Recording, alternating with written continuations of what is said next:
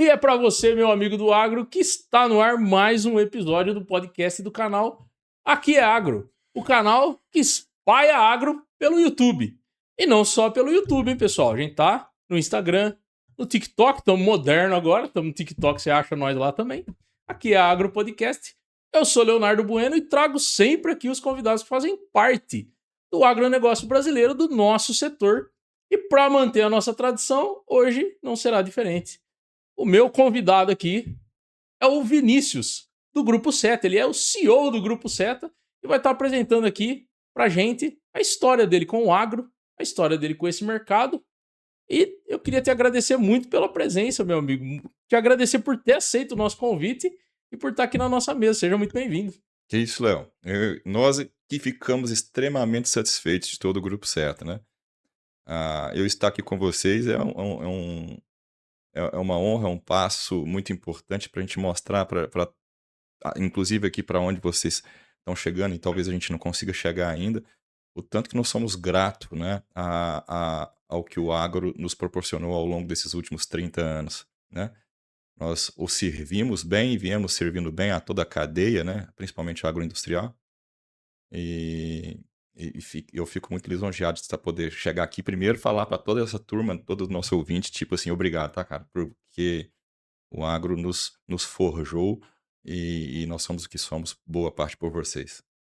Perfeito, meu amigo. Então, para você que se interessa pelo nosso conteúdo, já conhece o nosso histórico, já acompanha, já é inscrito no canal, deixa o dedo no like aí que sabe que o episódio de hoje vai trazer informação, vai trazer conteúdo. E você que caiu de paraquedas, dá uma segurada, considere deixar o like, mas acompanhe o nosso conteúdo aí que eu tenho certeza que vai te intrigar pelo menos. Então, Vinicião, para a gente começar aqui, queria manter a nossa tradição, né? A gente sempre inicia falando um pouco da parte humana, né? Do pessoal, do nosso convidado. E a gente tava conversando aqui, você já comentou sobre o seu histórico, né? Na Barra da Carça do pai, né? Então, conta um pouco pra gente essa história, cara. Eu tenho certeza que você iniciou muito novo nesse ramo.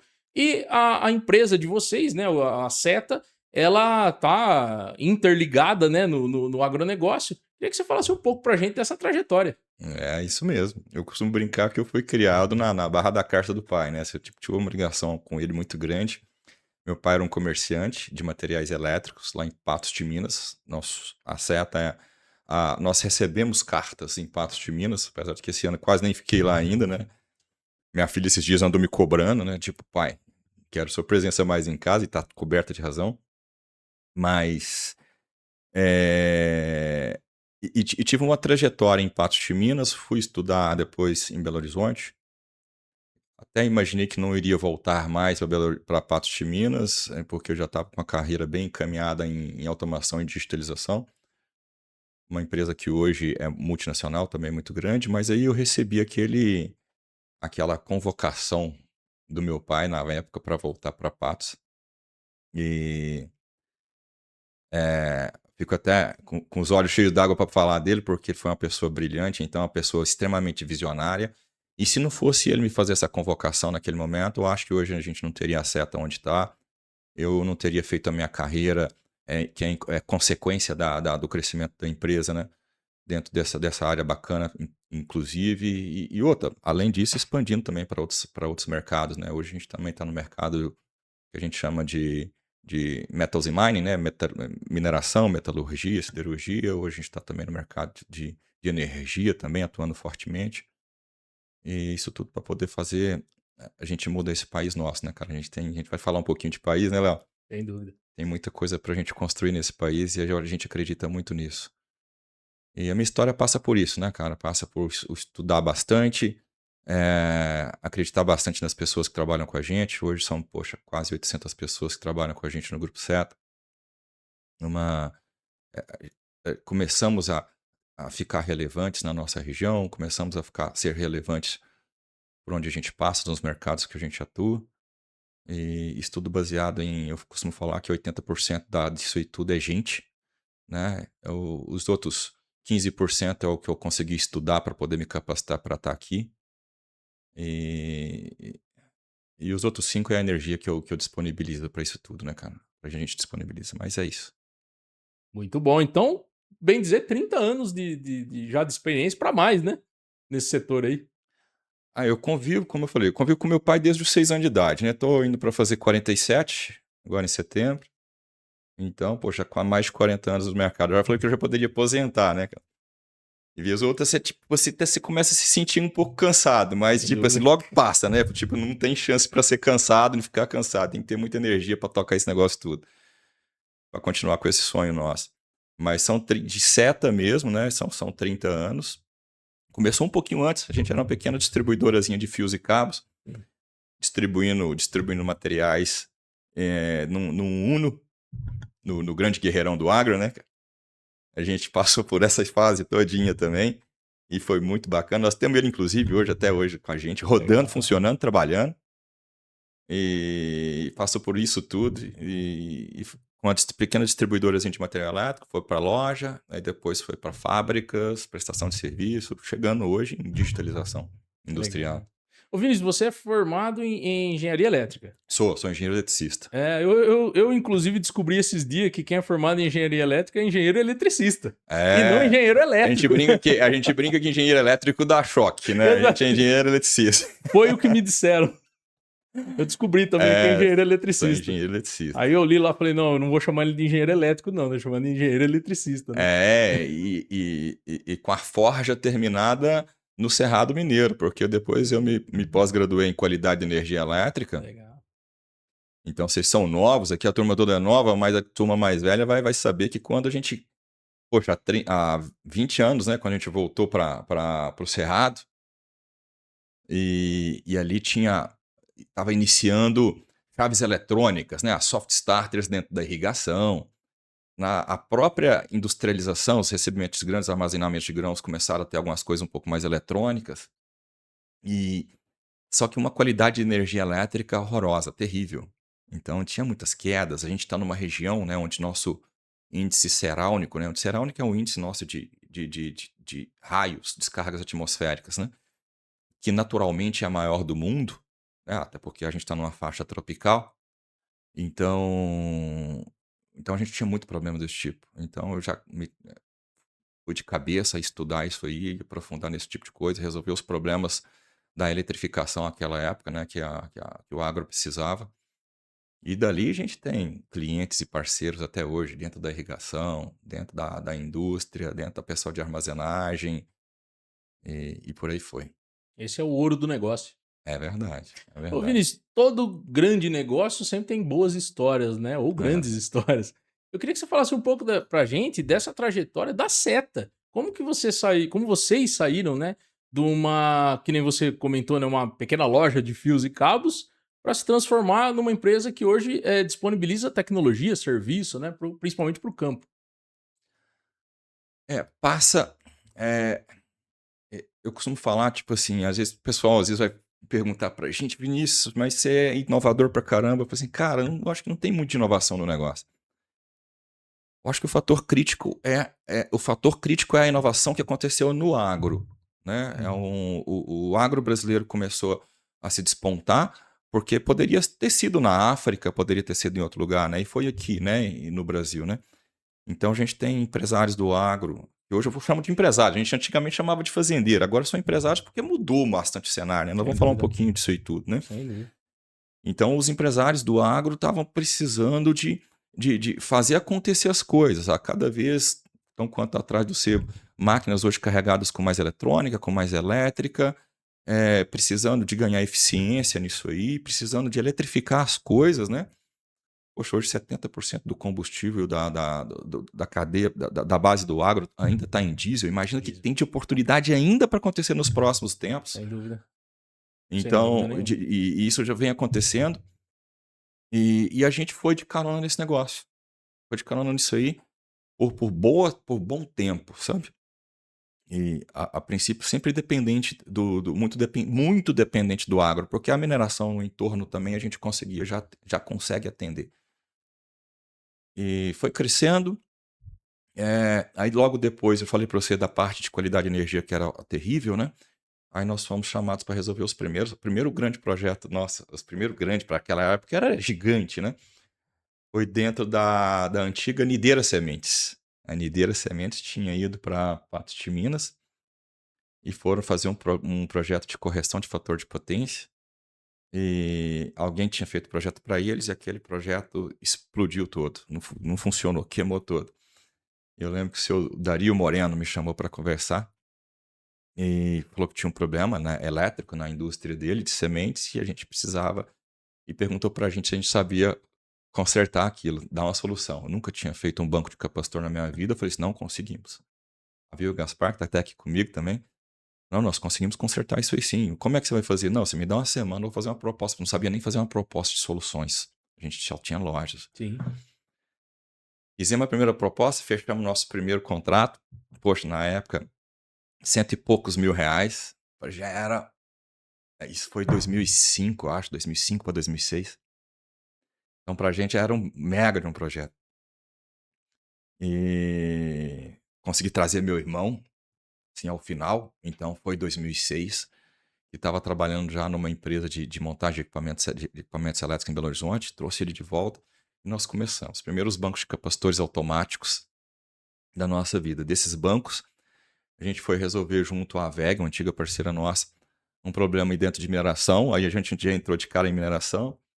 Aí o pessoal viu que a gente conseguia, poxa, a gente solteiro, tinha muita energia, muito tempo para trabalhar, né? Muita dedicação, sempre fui extremamente disciplinado e focado. Eu acho que isso é um dos fatores também bacanas.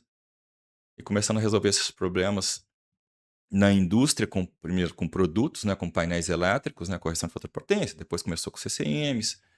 Aí a gente começou a ver também que existia uma demanda. Tipo, a gente vendia os painéis, mas não tinham quem fizesse a instalação dos painéis nas indústrias, ou nas Entendi. irrigações e tudo. Aí a gente começou a montar um time de serviços, né? Que a gente chama de service hoje. Tem esse nomezinho em inglês aí para poder falar isso. Mas, na verdade, é as instalações elétricas disso e tudo, botar isso tudo para rodar. As chaves e equipamentos estão ficando cada vez mais modernos, relés cada vez mais microprocessados, e precisava de gente mais capacitada para poder fazer o que a gente chama de comissionamento, a instalação disso aí. E aí a gente foi aprofundando nesse negócio também. Aí logo depois, aí, tipo assim, sempre, se você reparar, a evolução da seta sempre passa pela evolução do agro. Então Perfeito. ela era lá no campo, aí o campo começou a se modernizar, aí o pessoal começou a querer armazenar e ter agroindústria para beneficiar, fazer sementes e tudo. Aí de repente essa turma veio começar a automatizar, precisar de automação, aí a gente entrou na automação também porque eu já tinha uma experiência prévia quando me formei e trabalhei em Belo Horizonte, trabalhava com isso. E culminou hoje com digitalização. Então, tipo assim, eu acho que foi legal foi o fato de eu ter vivido automação e digitalização lá na mineração, na petroquímica, lá mais de 20 anos atrás, e saber o que podia ser feito, né? Então, aí, à medida que o agro foi evoluindo, eu tinha repertório para poder falar sobre e poder também montar times para poder entregar isso aí também para esse agroindustrial brasileiro. Excelente. O Vinícius, a atuação do SETA, ele não se atém somente ao agronegócio. Vocês têm alguns trabalhos, acho que principalmente para mineração. Como é que é esses mercados? Quais mercados que vocês estão atendendo hoje?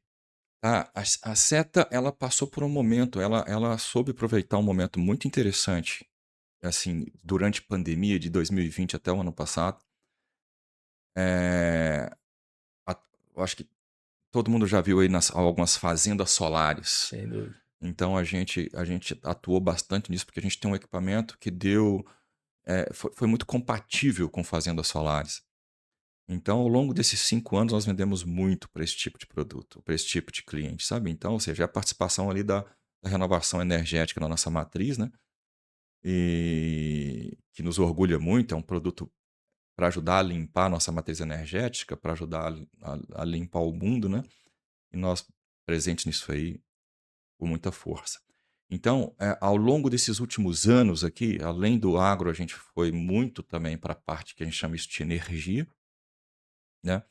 É um mercado que a gente sempre soube que teria um tempo finito, né? Porque isso é tema para quase um podcast, né? Os problemas que a gente tem também nas nossas instalações elétricas, mas não é um problema só brasileiro, tá? Só para deixar todo mundo claro. A gente tem um sistema elétrico muito envelhecido em todo o mundo, né? eu vou tirar, como eu vou falar todo mundo, vou tirar a China, que a É. gente pode conversar um pouquinho daqui a pouco também. E a gente precisando de renovar toda essa matriz energética, renovar toda essa parte de transmissão e distribuição de energia. E a gente começou a entrar bastante nesse mercado agora, que é um mercado pujante no Brasil. E a gente está trabalhando pesado com um time novo para poder fazer isso e tudo. Além do que a gente está também atuando outra frente de atuação também pesada, é dentro da mineração, É o mineração. metals e mining. Até porque apesar de a gente estar em Minas, a gente está assim, Patos de Minas ali está bem para o oeste, então não tem pouca vocação para mineração, mas a gente está com uma presença bacana hoje em Belo Horizonte para a gente poder falar mais de mineração e metalurgia, né? Falar de metais, né? Então já estamos começando a pegar as primeiras obras, eh,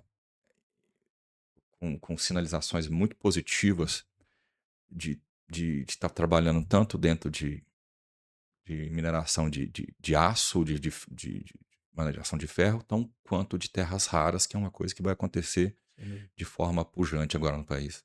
Perfeito. Em relação a campo de atuação, assim, vocês, atuam a nível nacional? Como que tá hoje? Então, principalmente nacional, só que nós já acabamos de entregar uma obra de automação e digitalização no Paquistão e, temos já oportunidades já para a América Latina, para Estados Unidos, para Portugal. Então, muito em breve, vocês vão escutar falar da Seta também no mercado internacional. Muito A bom. gente está trabalhando pesado para se estruturar nisso aí tudo também. Legal. O Vinícius, o agro, a gente sabe, a gente que vive nele também, a gente sabe que ele é cíclico, né? E dentro do agro existe uma simplicidade natural, né? Da natureza de quem compõe. Você mencionou aí, disse muito bem, a respeito de como os negócios hoje são no agro, né? A fazenda, hoje ela nada mais é do que uma empresa a céu aberto. Isso já é Com uma coisa certeza. batida, mas é um fato. Uhum. É, Só que a gente tem essa simplicidade do campo, mas ao mesmo tempo a gente tem essa carga de tecnologia chegando aí e muito Exato. carregada por esses dispositivos que trazem a elétrica, a eletrônica, né? Enfim. Você que está nesse mercado, você que é um engenheiro eletricista, você que está no negócio, você é o Hum. CEO da Seta, qual é a sua visão, cara, a respeito disso, seu feeling, a respeito dessa interação entre a simplicidade do homem do campo, de quem faz o agro, e essa modernidade do maquinário? Como é que é essa aceitação na sua visão? Cara, é uma boa pergunta, porque faz com que a gente que entregue soluções, a gente tenha que trabalhar de forma diferente, como quem entrega soluções lá para a mineração em Belo Horizonte, ou para a indústria química perto de São Paulo, ou pela petroquímica lá em Macaé. Tem que ser diferente, a conversa é diferente. E tem um caso interessante para poder contextualizar isso aí, que a gente fez uma obra para um amigão nosso, que até então era pecuarista, no sul do Pará. E ele, eu acho que de forma assertiva, inclusive, resolveu mudar para lavoura, né? Lavoura branca, né? Que vocês chamam, né? De soja e milho. E numa região inóspita, de difícil acesso, por terra, até por água lá é melhor do que por terra, a gente precisava, ele viu de cara que precisava de fazer armazéns. E quando a gente foi fazer esse armazém, falei assim, cara, e aí? Qual que é o dilema? A gente faz uma coisa o mais automatizada, com poucos botões possíveis, ou tira tudo isso e deixa muito tradicional naqueles botões antigos, nos painéis, né? E ali, né? Colorido. Cara, foi um dilema que a gente ficou conversando um tempo, cara. Eu e o Márcio, e a gente, poxa, vamos definir, vamos fazer mais automatizado possível. Você conseguir fazer, às vezes, por trás, está conseguindo ter acesso também, de Patos de Minas a gente consegue ter acesso e tal. Fomos para lá, executamos o negócio. Aí tem umas histórias muito engraçadas também lá, que um dia a gente me chamou, o Márcio me chamou, muito amigo meu, me chamou, vamos para lá, a gente vai pescar. Você vai só acabar de ver lá como é que tá a obra e a gente vai pescar o resto dos dias. Quando ficamos 5 dias, fiquei 5 dias trabalhando, cara. Chegamos lá, tinha um monte de coisa para fazer ainda. As minhocas tudo vivo. Ah, Não cara, pescou nada. ficamos pescando nada, trabalhando 5 dias. As fotos nossas aqui de domingo, 10 horas da noite, depois eu peço pro pessoal pra te mandar. É eu, meu irmão e o eletricista, o Joãozinho lá, suado, sujo, tipo assim, trabalhando pra botar o negócio pra rodar. Mas botamos, funcionou tudo. Cara, só que a hora que a gente foi ver, cara, o operador, tipo assim, eles tinham muita dificuldade de conseguir pessoal de operação, porque o pessoal não sabia nem sequer ler, cara. Imagina? Então, de repente, você faz um negócio na tela de computador e o pessoal às E vezes não aí você sabe ler. tromba nessa limitação. Caraca, cara, e conseguimos, né? Muita conversa, muito treinamento, adequação de telas sinóticas, né? No caso, a gente tem tela sinótica, aquelas telas onde tem lá os desenhinhos das máquinas rodando, dos motores, para poder deixar mais fácil. Isso é uma aula para a gente constante, cara, porque isso nos ensina. Eu costumo muito falar para a turma, cara. Os sistemas que a gente tem que fazer, os produtos que tem que fazer, eles têm que atender duas coisas. Ele tem que ser prova de degradação humana, ou seja, a gente brinca lá que tem que ser a prova de peão, porque Prova de peão. chega com uma luvona Já ouvi muito de isso. vaqueta pesada e dá o tapa naquele negócio, e não dá, porque o cara às vezes não tá sabendo nem medir a força, né, Sem cara? dúvida. Apertar botão, aquele negócio tem que rodar. E rodando em lugares onde a qualidade de energia é horrorosa, então os equipamentos elétricos têm que ser, inclusive, mais bem dimensionados para isso e de fácil usabilidade, né? Então, é, os telefones de hoje dão aula na gente, né, cara? Pra gente de como que faz isso, né, Sem cara? dúvida. Tipo, a gente consegue fazer um monte de coisa. Uma pessoa de idade que nunca mexeu, não teve acesso à tecnologia, consegue pegar um negócio e a hora que vê, já tá mandando mensagem de WhatsApp, né? E a gente teve que se adequar para isso aí também. Isso foi muito importante para nós, foi muito importante. E esse jeitinho nosso de conversar, de receber as pessoas, de fazer um cafezinho, o nosso sotaque também de interior, isso acaba que leva credibilidade pra gente, para onde a gente tá indo, sabe? A gente nunca. Outra história interessante também foi quando a gente foi participar da primeira exposição, da primeira feira nossa internacional. Ali em São Paulo mesmo, mas era uma feira internacional de indústria eletroeletrônica. Léo, cara, primeiro, cara, eu tava me borrando pra poder ir no lugar daquele. Expor pela primeira vez, fazer alguma coisa. Eu falei assim, gente, cara, não tenho. Tem cacuete pra isso, não tenho. E fomos. Cara, e a hora que viu, cara, o nosso stand era um dos mais movimentados da feira. Mas porque junto com o nosso produto, que não era o melhor, necessariamente o melhor, que não era. Não tinha muita coisa, assim, mas assim, o que a gente conseguia surpreender nessa feira? É o acolhimento, né? O cuidado com o nosso cliente. Então, dali nós levamos de Patos de Minas a cachaça de Patos de Minas, um pão de queijo que a minha mãe fez, pamonha de Patos de Minas, queijo de Patos de Minas, café de Patos de Minas, que é um café do Cerrado, extremamente conceituado, né? A água de Serra Negra, que é de Patos de Minas, e tudo era de pato. Então, tipo assim, cara, e nós conseguimos de meia em meia hora sair uma fornadinha de pão de queijo. Imagina, cara, no São Paulo Expo, gigante, de repente vinha aquele cheirinho de pão de queijo que não era dos negócios, o pessoal começou a juntar. Sim. E ali a gente conhecia muita gente também da área, muito cliente, cara. Nosso stand ficava lotado, cara. Você levou a mineiridade junto. E chopp de Patos de Minas, inclusive, também. Então, tipo assim, foi muito legal. Então, e isso a gente leva muito conosco, né? Então, tipo assim, de receber bem as pessoas, acolher bem as pessoas, foi uma coisa que eu aprendi, eu fui ver isso agora, o tanto que o pessoal faz muito bem na China também, cara. Tanto que o pessoal recebe a gente com um calor humano muito legal, né?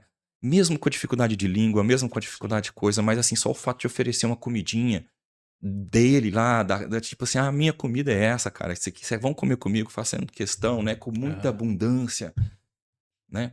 E por isso que tá aí hoje crescendo da forma como tá crescendo e se tornaram. Costumo brincar, né? Porque você viu aí no meu Instagram, eu sou ciclista, né? Costumo ciclista. brincar que eles são impegáveis. São. Não tem jeito de alcançar mais, não. Eles têm uma mentalidade empreendedora, inclusive, que às vezes a gente desconhece aqui, né, aqui no Ocidente, né? O Eu chinês é empresário por natureza. demais, cara. Demais. Eu fiquei. Essa viagem foi eu e um companheiro nosso, que é o que tá puxando essa virada comercial toda aí também, com uma experiência muito grande em multinacional, com Legal. experiência em Alemanha e tudo. E, cara, pela minha experiência também, eu conheço indústria demais aqui no Brasil, conheço muita indústria na Europa, a gente vai visitar muita coisa, né?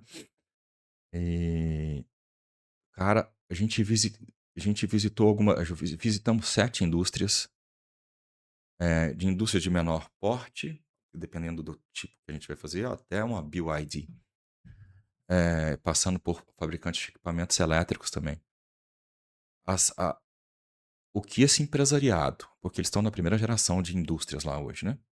Todos os donos de indústrias lá hoje mesmo, de uma BYD, uma Tibeia e por aí vai, são pessoas que têm entre 60 e 70 anos de idade. Então, eles acompanham essa revolução, essa Sim, implantação capitalista, né, sim. mercantilista daquilo que eles chamam de O comunismo lá, modelo deles, sim. é, Perfeito. que tem muito que ser respeitado.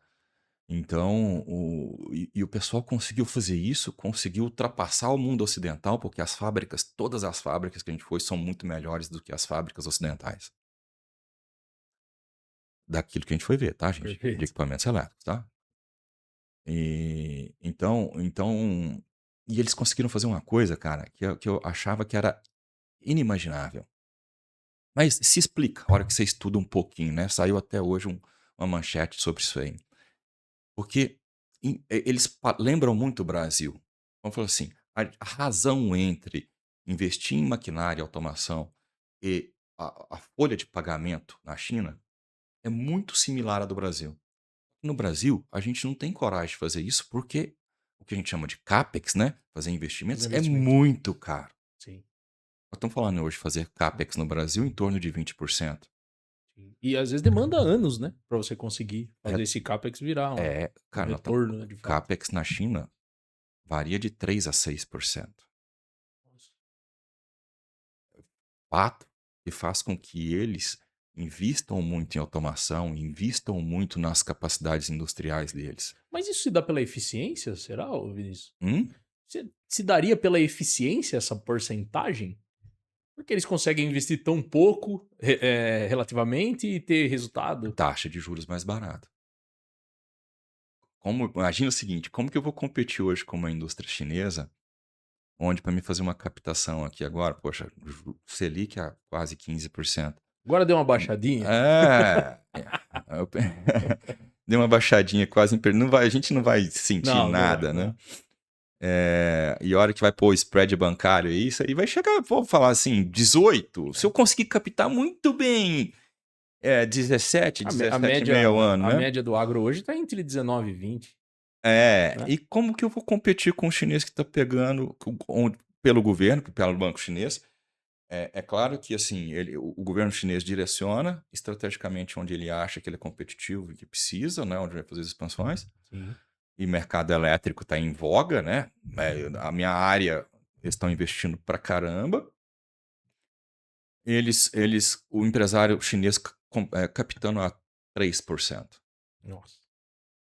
Cara, a diferença é muito grande. O valor final, aquela continha abaixo do EBITDA lá, que é a parte de juros, negócio, eles não pagam quase nada e a gente tem que pagar um monte de coisa. Para eles sobram grana, para a gente não sobra. E faz com que eles consigam, inclusive, operar com margens menores. Até porque tem a própria demanda chinesa também, que é Sim, recorrente e crescente, né? sim. Não O para, mercado, né? o mercado interno lá deles é É gigantesco. gigantesco, né? Então, é difícil competir com esses caras, entendeu? Então, a gente tem. Para a gente fazer alguma coisa aqui no Brasil ainda, a gente tem que ser extremamente eficiente. E a gente é, tá? Aqui no Brasil, eu vou falar pela seta, comparado assim, uma conformação metálica do que a gente faz aqui hoje em Patos de Minas, as fábricas que eu conheci na Alemanha, por exemplo, a gente não perde nada. A diferença é que o chinês conseguiu colocar mais automação. E a gente ainda não consegue colocar automação porque fica inviável para nós. Fica inviável. Fica Na- muita automação, muita robotização, sabe? Sim. A razão, né, entre o capital investido e o que você gasta com mão de obra, que é o mesmo da China, para nós aqui no Brasil é muito distante. E lá aí faz com que Estados Unidos e Alemanha, essa razão é menor, eles consigam fazer mais investimentos nesse tipo de coisa. Muito bom. Ô Vinícius, só para a gente voltar um pouquinho, eu queria entender só mais um fator, né, em relação à sua visão.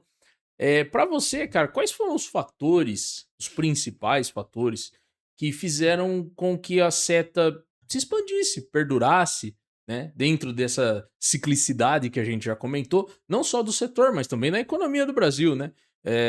Eu vi uma notícia esse dia, achei até interessante o gancho que o cara colocou, né? Estamos num período complicado de se investir no Brasil. Aí o período era 1500 a 2026. Então, dentro desse período, quais são esses fatores que você acha que foram diferenciais de eficiência que fizeram vocês de fato perdurar? Flexibilidade e velocidade.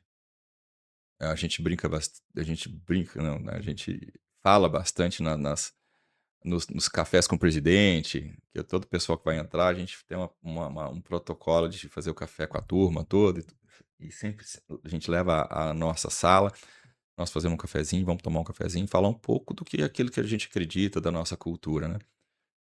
E passa por muita flexibilidade e muito tipo. Imagina o seguinte, Léo. Nós ficamos 5 anos extremamente demandados. A gente não precisa sair para vender. O povo estava comprando equipamentos Sim. para fotovoltaicos. Que é um problema. Você pensa assim, o time começa até a ficar definhado, né, cara? Tipo assim, só É, tira pedido. sem dúvida. Imagina a hora que o mercado muda. Mas eu sempre em todos esses anos vinha conversando. Precisamos ser flexíveis, precisamos ser rápidos, precisamos. A hora que o mercado virar, a gente precisa de virar. Antes era uma canoinha, né, um barquinho. Hoje é um barcão, né, um navio. Mas só que a gente precisa de fazer isso com muita velocidade. E até porque esse produto que eu entregava até o ano passado é diferente do produto que eu vou entregar esse ano. Então eu tenho que ter linhas de produção flexíveis e o time tem que entender que a hora que eu falar assim, tá mudando, a galera mudar Sem rapidinho dúvida. a chave e falar assim, então pronto. E assim está sendo feito.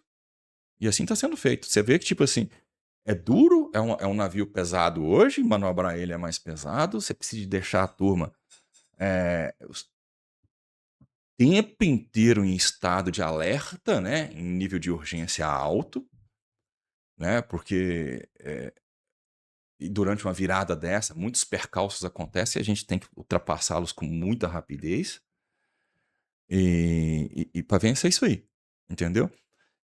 Porque, aí beleza, vamos fazer de conta que o nosso próximo grande mercado vai ser a energia, né? Daqui a 3 anos muda de novo, cara. Daqui 3 anos, talvez vai ser a mineração que volte, né? E a gente tem que se virar para isso aí também, sabe?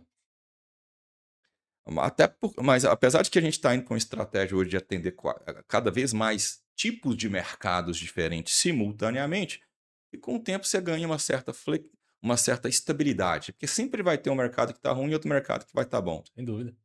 Eu vejo lá fazendo uma analogia pelo pessoal do agro aí, eu vejo os grupos assim bem consolidados, fortes lá da minha região, aqueles que têm mais mix de coisas, né? Às vezes o cara trabalha com lavoura branca, trabalha com algodão, tem algodoeira, tem proteína animal, seja ela suíno, negócio.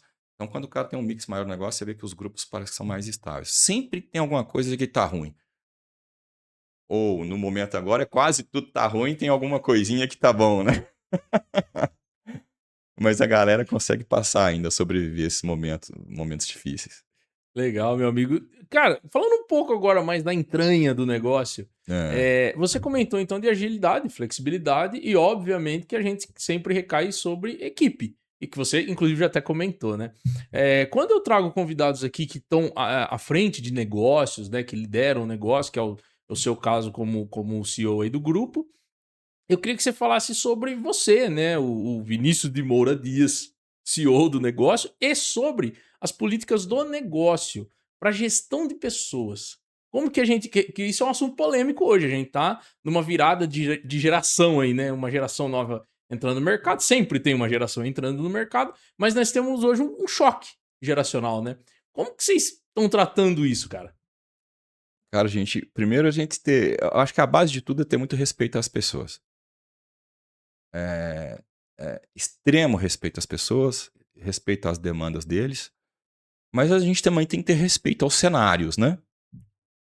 E imagina pra você ver a seta, cara. A seta eu tenho desde aquela turma que tá trabalhando numa obra, que é nosso eletricista, nosso montador, nosso soldador, que tá lá na obra, cara, numa situação, uma condição de trabalho, na maioria das vezes, horrorosa, cara. Imagina a gente lá no Porto de Santos, você tendo que entrar dentro daqueles túneis cheio de soja velha, aquele negócio fermentado, cheirando mal pra caramba.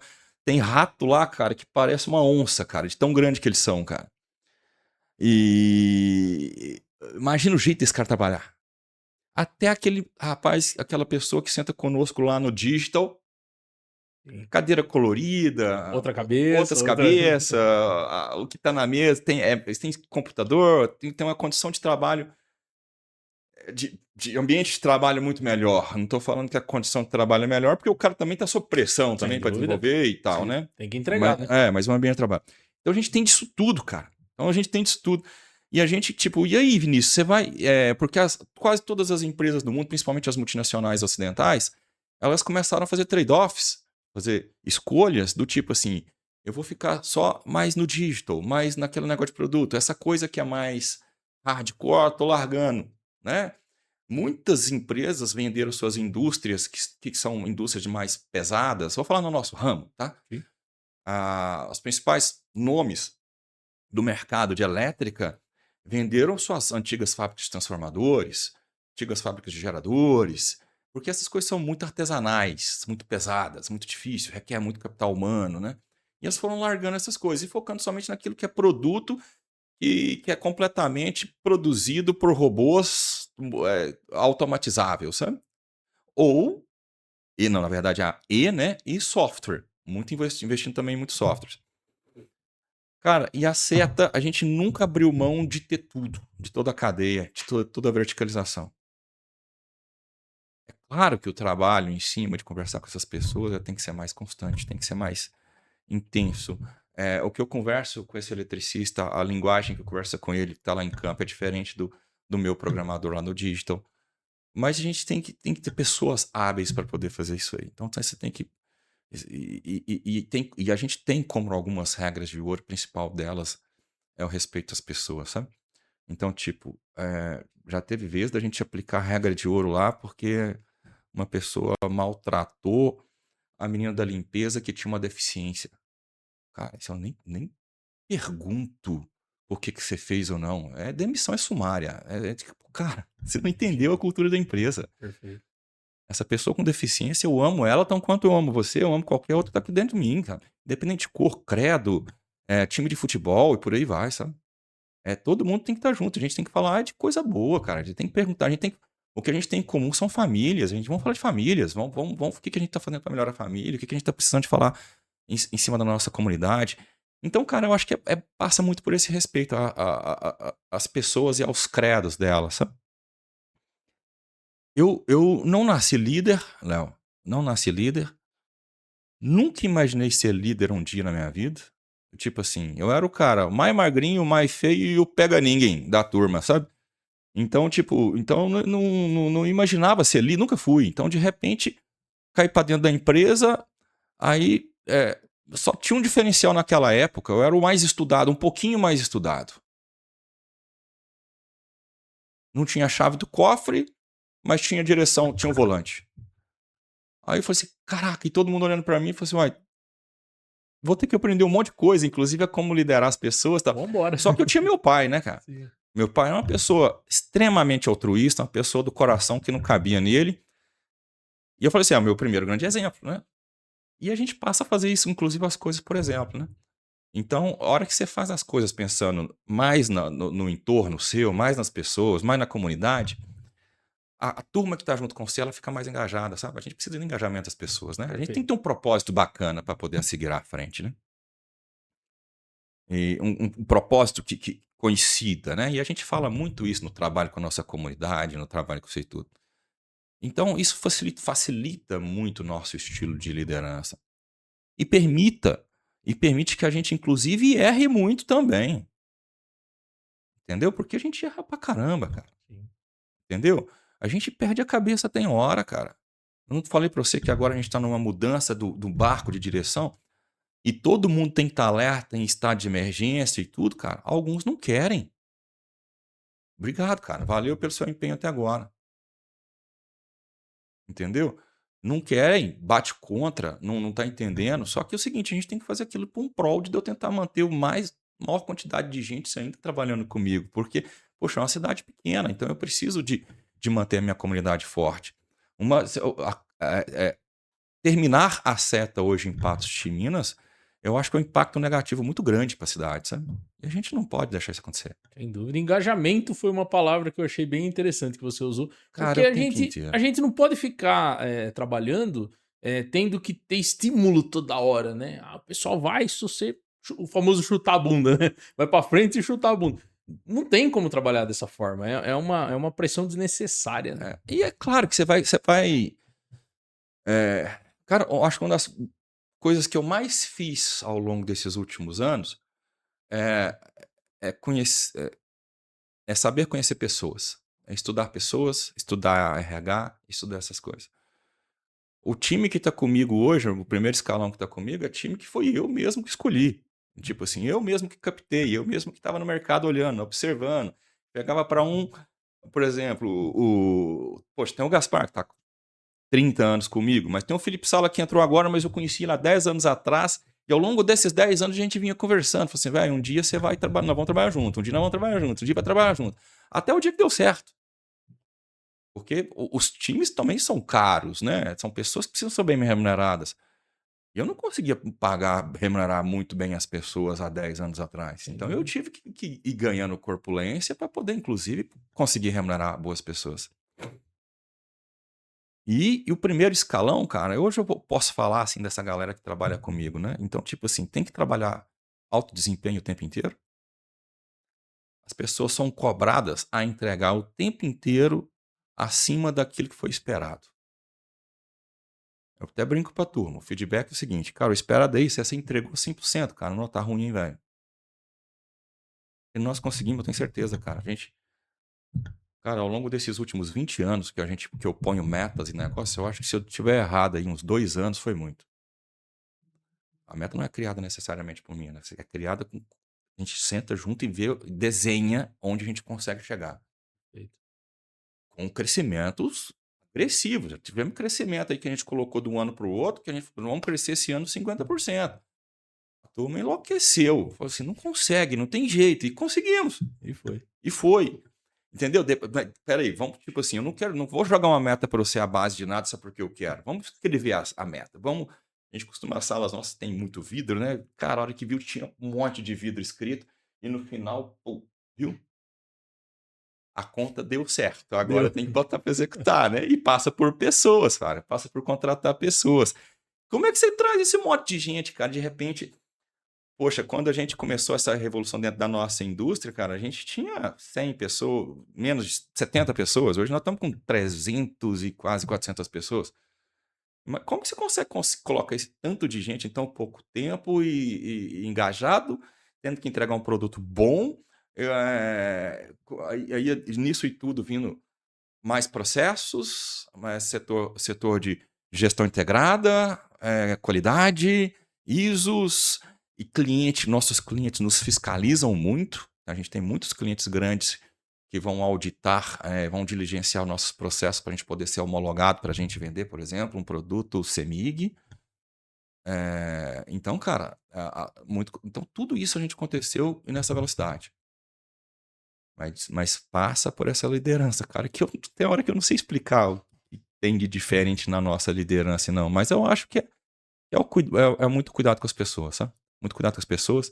Sempre foi uma pessoa que, tipo, a nossa fábrica, todo mundo que vai para lá é uma fábrica referência no nosso tipo de mercado. É uma fábrica muito limpa, cobra muito por isso. Sempre as melhores ferramentas, sempre os melhores equipamentos. Né? Viajei até 2023, viajei aqui até com a turma daqui de Matão também, da Baldan. E na época, o Celso, o Vinícius, a gente, tipo assim, a gente já falava em qualidade, eles investem bastante em qualidade também. As máquinas deles são as melhores do mundo, tão quanto as nossas. Então, assim, dar condições, né, para as pessoas trabalharem, né? Para que não. eu possa chegar pra turma também e cobrar. Falar assim, velho, eu te dou tudo do melhor, cara. Agora tem que entregar. E outra, deixar os objetivos claros, sabe, cara? A gente deixar o objetivo claro pra turma. Falar assim, ó, a gente tem gente boa, a toda hora eu mostro pra vocês que a gente consegue entregar, a Seta consegue entregar desafios que a gente imaginava que seriam inexequíveis e entregamos cada vez com mais complexidade técnica e muitas das vezes a gente falando para as pessoas, a gente fez uma vez uma montagem para um navio de laranja para uma outra empresa daqui também, a LDC, que a gente fez uma montagem no inicinho da pandemia, tudo fechado em 30 dias com uma grande complexidade logística e técnica e conseguimos fazer frente ao que lá na Europa não conseguiu fazer. Aí você mostra isso pra turma. Fala assim, cara, a gente consegue ser o melhor do mundo. A gente consegue ser o melhor entregador hoje a gente fala EAD, né? De eletrificação, automação e digitalização do mundo. Ah, mas a gente não é ainda, mas a gente pode ser. Então daqui a pouco a gente vai ser o maior do Brasil, daqui a pouco o maior da América Latina, mas daqui a pouco o maior das Américas, que também não é difícil de ser, porque capacidade técnica, conhecimento e vontade a gente tem. A gente, claro que precisa, a gente precisar, seria bom se tivesse um governo para nos apoiar, condições macroeconômicas também para poder nos apoiar, mas a gente vai conseguir, sabe? E a turma vê essa visão e a maioria embarca nesse negócio também, sabe? Nesse sonho, sabe? De fazer as coisas. Sempre respeitando pessoas, os nossos fornecedores, nossos clientes. A gente é cultural nosso, a gente não gosta desse negócio de ficar espremendo fornecedor, a turma que está no entorno nosso. Eu acho que se você espreme, acho que você tira condições da comunidade ganhar dinheiro também, fazer um trabalho legal. E a turma vai vendo, né? A turma vai vendo que, tipo assim, poxa, o ecossistema dá certo, é um ecossistema legal. As pessoas passam a querer trabalhar. Então hoje a gente tem uma marca empregadora regional, tá? Muito forte. E as pessoas juntam-se a nós, né? Legal, meu amigo. Você falou de Baldão, você falou de Lois Dreyfus, né? A gente vê que vocês estão presentes, né, de fato, nos grandes, né, dos elos da cadeia do agro, vamos dizer assim. Cara, qual é a missão de vocês hoje com esses clientes, com esse mercado e com a comunidade? Caraca. Cara, a missão nossa hoje é porque a gente consegue entregar uma eletrificação, uma automação e uma digitalização baseadas em renovação energética, baseadas numa energia limpa, baseadas em eficiência. Quando a gente fala em eficiência, a gente fala em redução de CO2, a gente fala de eh, redução de materiais, redução de tempo das pessoas. A população nossa daqui a pouco vai começar a diminuir, né, cara? Então a gente tem que otimizar o tempo das pessoas e fortalecer nossa comunidade. Eu acho que, tipo assim, a gente tem eu acho que nós, empresários brasileiros, eu acho que o que nos dá fogo, né? Que nos dá vontade de trabalhar é saber que a gente tem um país com riquezas, entretanto é pobre. E que a gente um dia pode mudar isso aí. Então vai ser o que a gente vai. É o que a gente foca, é o que a gente fala, o que a gente prega o tempo inteiro. E boa parte dos nossos clientes eh, entendem isso. Então a gente estava agora conversando eh, com um companheiro nosso da Baldão, Vinícius, e a gente falando isso, sabe, cara, o tanto que a nossa carteira de clientes é rica, sabe? É rica em dinheiro, não, cara. Eu costumo falar que riqueza é uma coisa diferente, sabe, cara? Riqueza é de propósitos, é de vontade de realmente fazer uma coisa diferente. Existem alguns clientes, algumas empresas grandes, eu não vou falar não, mas todo mundo já conhece, que são extremamente opressoras na sua cadeia de suprimentos. Cara, a gente não faz questão desse tipo de cliente, cara. Se ele quiser comprar da gente, ele compra. Mas se for no sentido de opressão, cara, não tem sustentabilidade nisso. Então a missão nossa é isso, cara, é ter clientes bons, mundo afora, e com uma missão de levar eficiência para as pessoas, para elas poderem diminuir custos, para elas poderem gerar riquezas. E seja, a gente tem a loja de material elétrico ainda, tá, Léo? E seja aquela senhorinha aposentada que chega lá para comprar uma buchinha de torneira de 40 centavos de real, mas que eu tenho certeza que aqueles 40 reais foi um dinheirinho digno dela, que ela ganhou, que faz parte do dinheirinho que ela tá lá separado para poder fazer a manutençãozinha da casa dela, que não vai fazer falta, né? Isso é riqueza, meu. Entendeu? É dessa senhorinha, se eles me permitirem, a Luiz Dreyfus. Então, tipo assim, tudo tem riqueza em toda essa faixa, sabe? E a gente tem que entender isso, cara. A gente tem que buscar isso, né? Perfeito, meu amigo. E a gente falando, mudando um pouco agora o rumo da nossa conversa, a Uhum. gente falando desse mercado, né, de eletrificação, a gente fala, obviamente, de eficiência, de modernidade, de futuro, né? É isso aí. Eh, eu queria que você fizesse uma análise para nós agora sobre como que tá esse cenário agora e como que você acha que vai ficar daqui para frente? Cara, Léo, vamos lá. Tá bom que tá tudo fresquinho, né? Cenário é que eu falo por isso que a gente tem que respeitar as pessoas, né? Porque eu uso isso na última conversa que eu tive agora, semana passada. Cara, a gente tá em guerra, meu. A gente tá no meio de uma guerra, cara. Há lá a Terceira Guerra Mundial, usando menos gente, né? Mas assim, matando gente da mesma forma, destruindo ativos, em torno de uma conservação da ordem geopolítica de 20 anos atrás.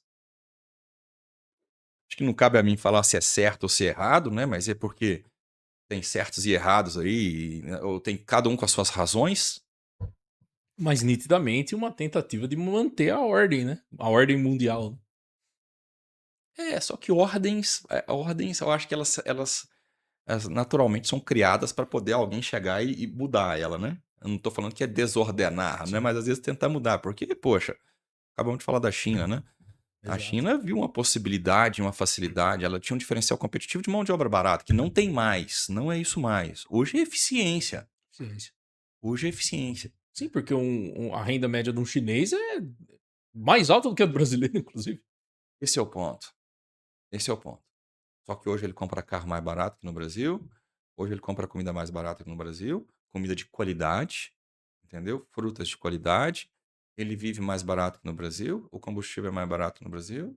Tudo é mais barato, porque tem muita escala, né? Sim, e o fator eficiência. Aí entra a eficiência. Hoje Ó, é eficiência, que é onde o Brasil tem que ir. O Brasil agora, para poder se diferenciar, e o agro passa por isso, né, cara? Você pensar, poxa, eu esqueci os dados aqui de engenharia de energia elétrica. De 10 anos para cá, energia elétrica cresceu, tipo, 40 vezes mais do que a inflação. 40% mais do que a inflação. Ou seja, ela está cada dia sendo mais presente e a gente tem que tomar mais cuidado com isso. Olha o petróleo, o que aconteceu? Nós estamos pagando, tem gente aí pagando, parece que eu ouvi falar de gente pagando R$ 10 o litro de óleo diesel no Mato Grosso. Até mais já no Mato Grosso. Então, olha a situação que nós chegamos. Perfeito. Então, nós temos o que o agroindustrial já entendeu, e ele vai investir agora em eficiência. Então, ele vai ter que mexer bastante em eficiência, tem que cada vez melhorar a aplicação desse tipo de recursos. E a gente consegue fazer isso, né? Com automação, com digitalização, tratar dados, né? A gente faz isso internamente na nossa fábrica, do internamente que virou produto, inclusive, né? A parte de digitalização. E a gente consegue medir as máquinas hoje uma a uma, saber se elas estão realmente eficazes ou não, sabe? E essa eficácia passa por quantidade de pessoas que estão trabalhando nela, a qualidade do produto que sai nela, a quantidade de horas que ela. Meu negócio lá onde tem fábrica de conformação metálica, né? Você está conformando o mais possível, né? seu tempo de setup tá menor, né? E vale também pro trator que tá aí atrás de você aí, então, tipo assim, o quanto menos trator, quanto menos frota eu tiver e mais disponibilidade para poder utilizar, melhor. Cara, imagina daqui 10 anos. Exato. Daqui 10 anos, nós estamos falando que hoje 70% do combustível que lá na base, né, na plantação, é de óleo diesel. Eu tenho uma aposta, e eu já faço, e eu já ganhei algumas em relação a isso aí. Daqui 10 anos, eu acredito que pelo menos uns 50% da nossa frota de tratores, eu acho que vai ser eletrificada. Você acha que tão rápido assim? Eu fiz um desafio para minha turma que foi o seguinte: falou assim, ó, dentro de 2 anos nós teremos humanoides montando painéis dentro da seta. É bom que fica registrado, hein? Daqui 2 anos a gente pode voltar cá e conferir se realmente aconteceu. Eu acho que a eletrificação é caminho sem volta. Sem dúvida. É caminho sem volta. Porque faz muito sentido para o Brasil. Apesar das energias estarem mais caras, energia elétrica no Brasil é mais barata ainda do que nos Estados Unidos e na Europa. Estamos falando que nossa energia aqui tipo pelo menos uns 55%, 60% mais barato que lá. Sim. Então a gente consegue ainda nos salvar-nos com isso. Acho que o fator hidroelétrica coloca a gente numa posição bem A gente tem interessante, né? fontes renováveis, né? Sim, Fontes renováveis significa que a gente não precisa de comprar petróleo para poder gerar energia elétrica, né? sim. Então a gente produz do sol, né? Que tá ali de graça pra gente, né? O sol é Interessante. que influencia nas hidrelétricas, que influencia nas fotovoltaicas, que inclusive nas eólicas, né? A nossa matriz hoje ela é muito renovável, né? Então faz com que ela fique mais barata, né? O solar ele democratizou o investimento em energia no país. Poxa, antigamente, quando a gente era jovem, a gente falava de energia, só tinha hidrelétrica, né? Só. Elétrica Três Marias, hidrelétrica de embarcação, hidrelétrica não sei o quê, Itaipu. Itaipu e tal, né? Aí era mega investimentos, elas eram Sim. de quem? Elas eram da Itaipu, era do governo federal, da Eletrobras, Binacional, né? binacional e tal. Não, agora, de repente, cara, lá na minha casa tem placa solar, não sei se na sua casa tem. Sim, Ou seja, nós somos agora produtor de energia elétrica. sem dúvida. Antes que era missão só do governo, então democratizou bastante, E ficou um barato. cenário inimaginável até na época, né? Você falava há Inimaginável. 20 anos atrás, daqui 20 anos você vai produzir a sua energia baseada no sol, fotovoltaico. Inimaginável. Então, quanto vai acontecer nos próximos tempos agora, eu falo dentro de 1 ano, 2 anos no máximo, você poder conseguir comprar a energia elétrica da concessionária que você quiser. Mercado livre de energia. Vai atingir todo mundo. Imagina que legal vai ser isso. Porque é fato que vai precisar de privatizar a CEMIG, por exemplo, né? Sim. O caminho parece ser esse. Mas, tô falando de Minas, né? Sim, sim. Mas não Companhia necessariamente. Elétrica de Minas Gerais. Mas Perfeito. não necessariamente eu vou comprar energia elétrica dela. Sem dúvida. Eu posso comprar aqui no interior de São Paulo. Posso comprar direto do usineiro. Entendeu? Então isso vai acontecer. Então, e eu acho que a turma do agro vai aproveitar muito disso. Porque outra, ele tem a fazendinha de solar também ali também, cara. Na Sim. calcinha do pivô, pô. Ele coloca lá uma plantinha solar. Ali, já, lá na porta do pivô já tem um transformador, já injeta energia naquilo ali e tal. Poxa, tem Sim. energia de graça, então por que vai Sim. continuar usando E diesel? ele tem um espaço para fazer também, né? Tem demais. Exato. Então, para mim, fecha a conta o tempo inteiro. Entendeu? E vai ganhar. É claro que o lobby da combustão, das antigas indústrias, vão Sem pegar dúvida. pesado para não deixar entrar. Sem dúvida. Mas, cara, ao mesmo tempo, o lobby da galera do rural também, que é fortíssima, vai chegar e vai bater do outro lado, cara. A gente precisa ser mais eficiente.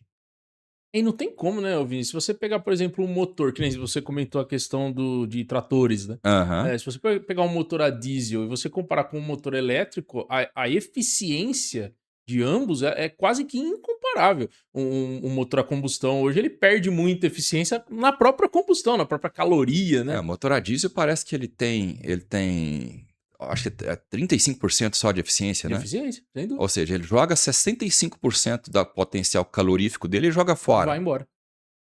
O motor elétrico, para o motor elétrico que roda na bombinha da casa da gente, que bombeia do poço artesiano, aquele motor tem 98% de eficiência.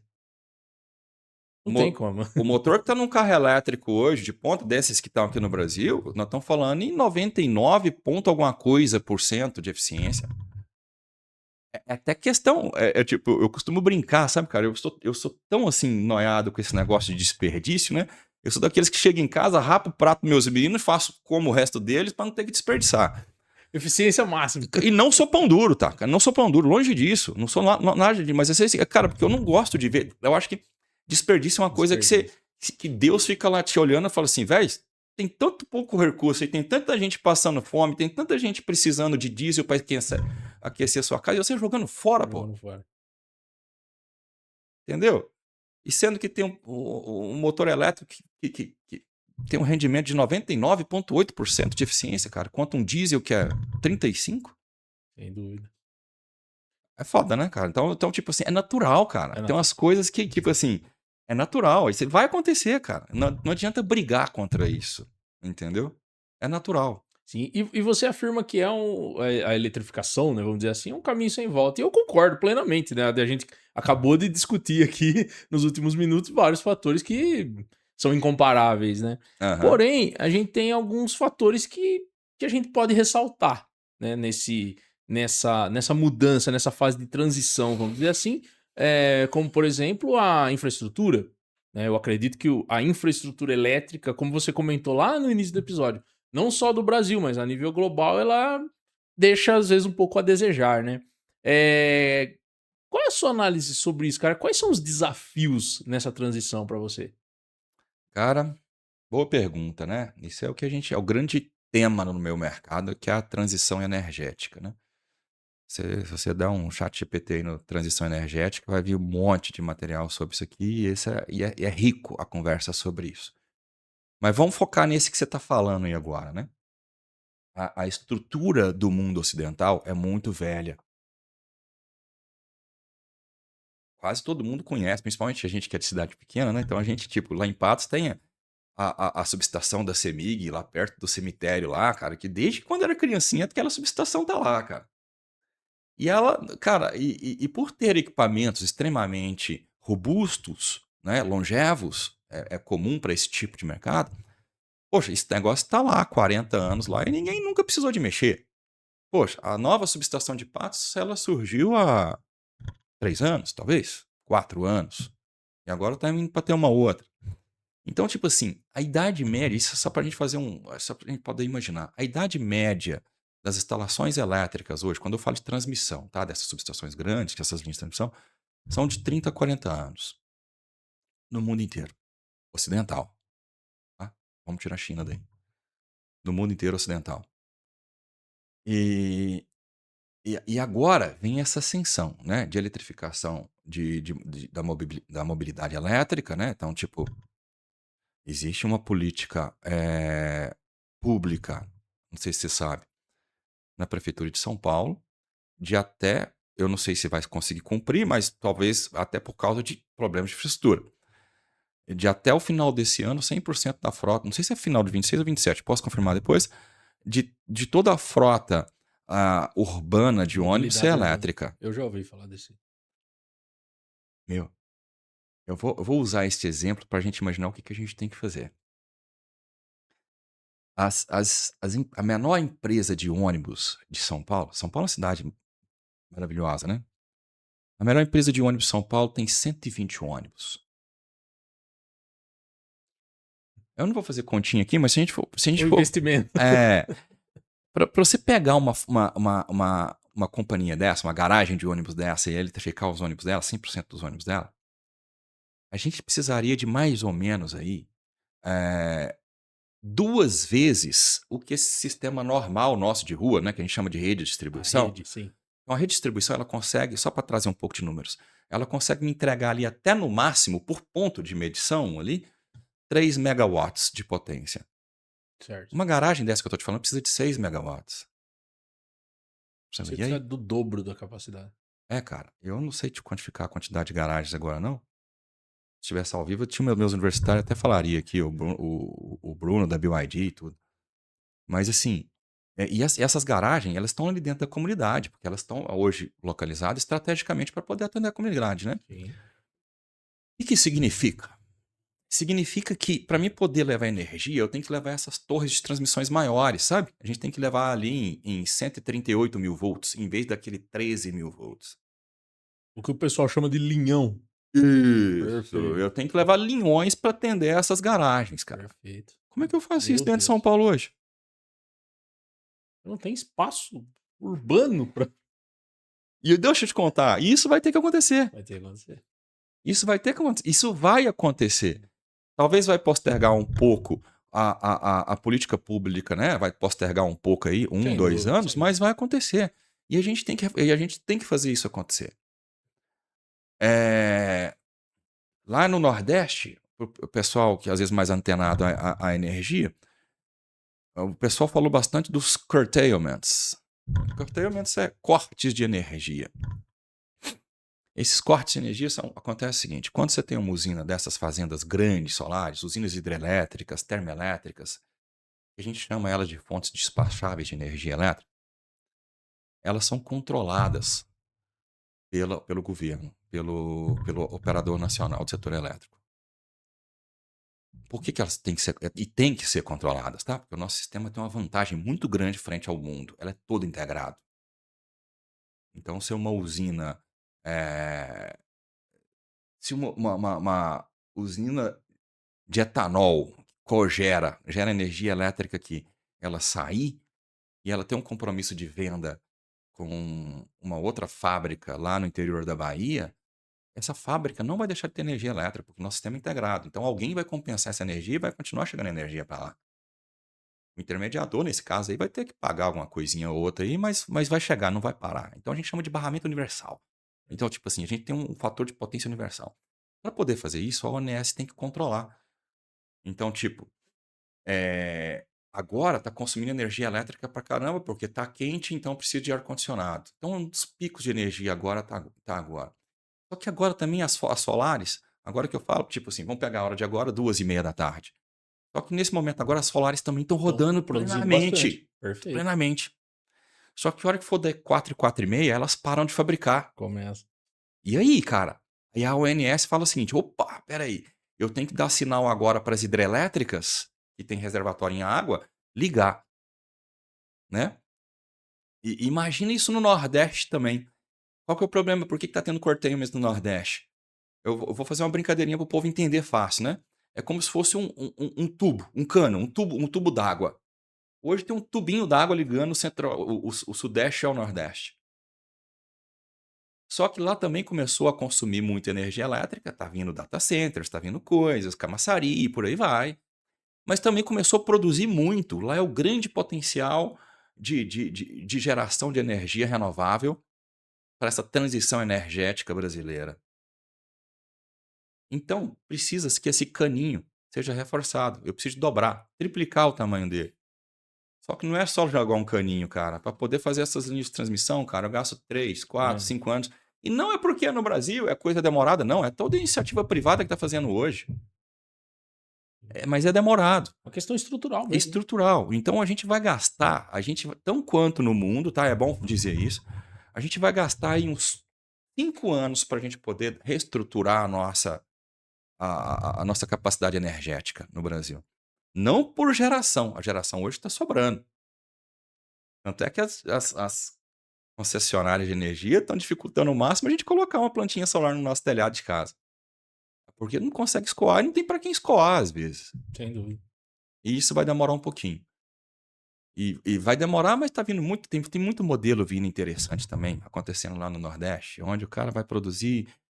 Um grupo econômico vai produzir um monte de energia elétrica, e essa energia já vai ser usada dentro de um data center, famosão também aí que vai ter no Brasil. E tá fazendo ali um ciclo ali interno de produção e consumo de energia elétrica, sabe? Tem muita coisa acontecendo, vai acontecer muita coisa no Brasil. Legal. Ô, Vinícius, você acabou então de discorrer pra gente algumas limitações, alguns problemas estruturais da questão do avanço da eletrificação. Agora, a parte essa questão estrutural, falando agora da eletrificação dos produtos que permeiam ela, né, e tudo mais. Cara, pra gente que é leigo no assunto, né, qual é a limitação da eletrificação? Qual é o limite dela? Então, por exemplo, a gente tem nos carros hoje, os carros elétricos, fala assim: "Ah, a bateria acaba te limitando", né. Hoje você vai abastecer o seu carro no posto de combustível, você gasta 5 minutos, você vai carregar um carro, você gasta 1 hora, 2 horas, enfim. Qual é essa limitação? E você acha que essas limitações, elas podem ser supridas por tecnologias, assim, a curto prazo? Ah, já estão sendo.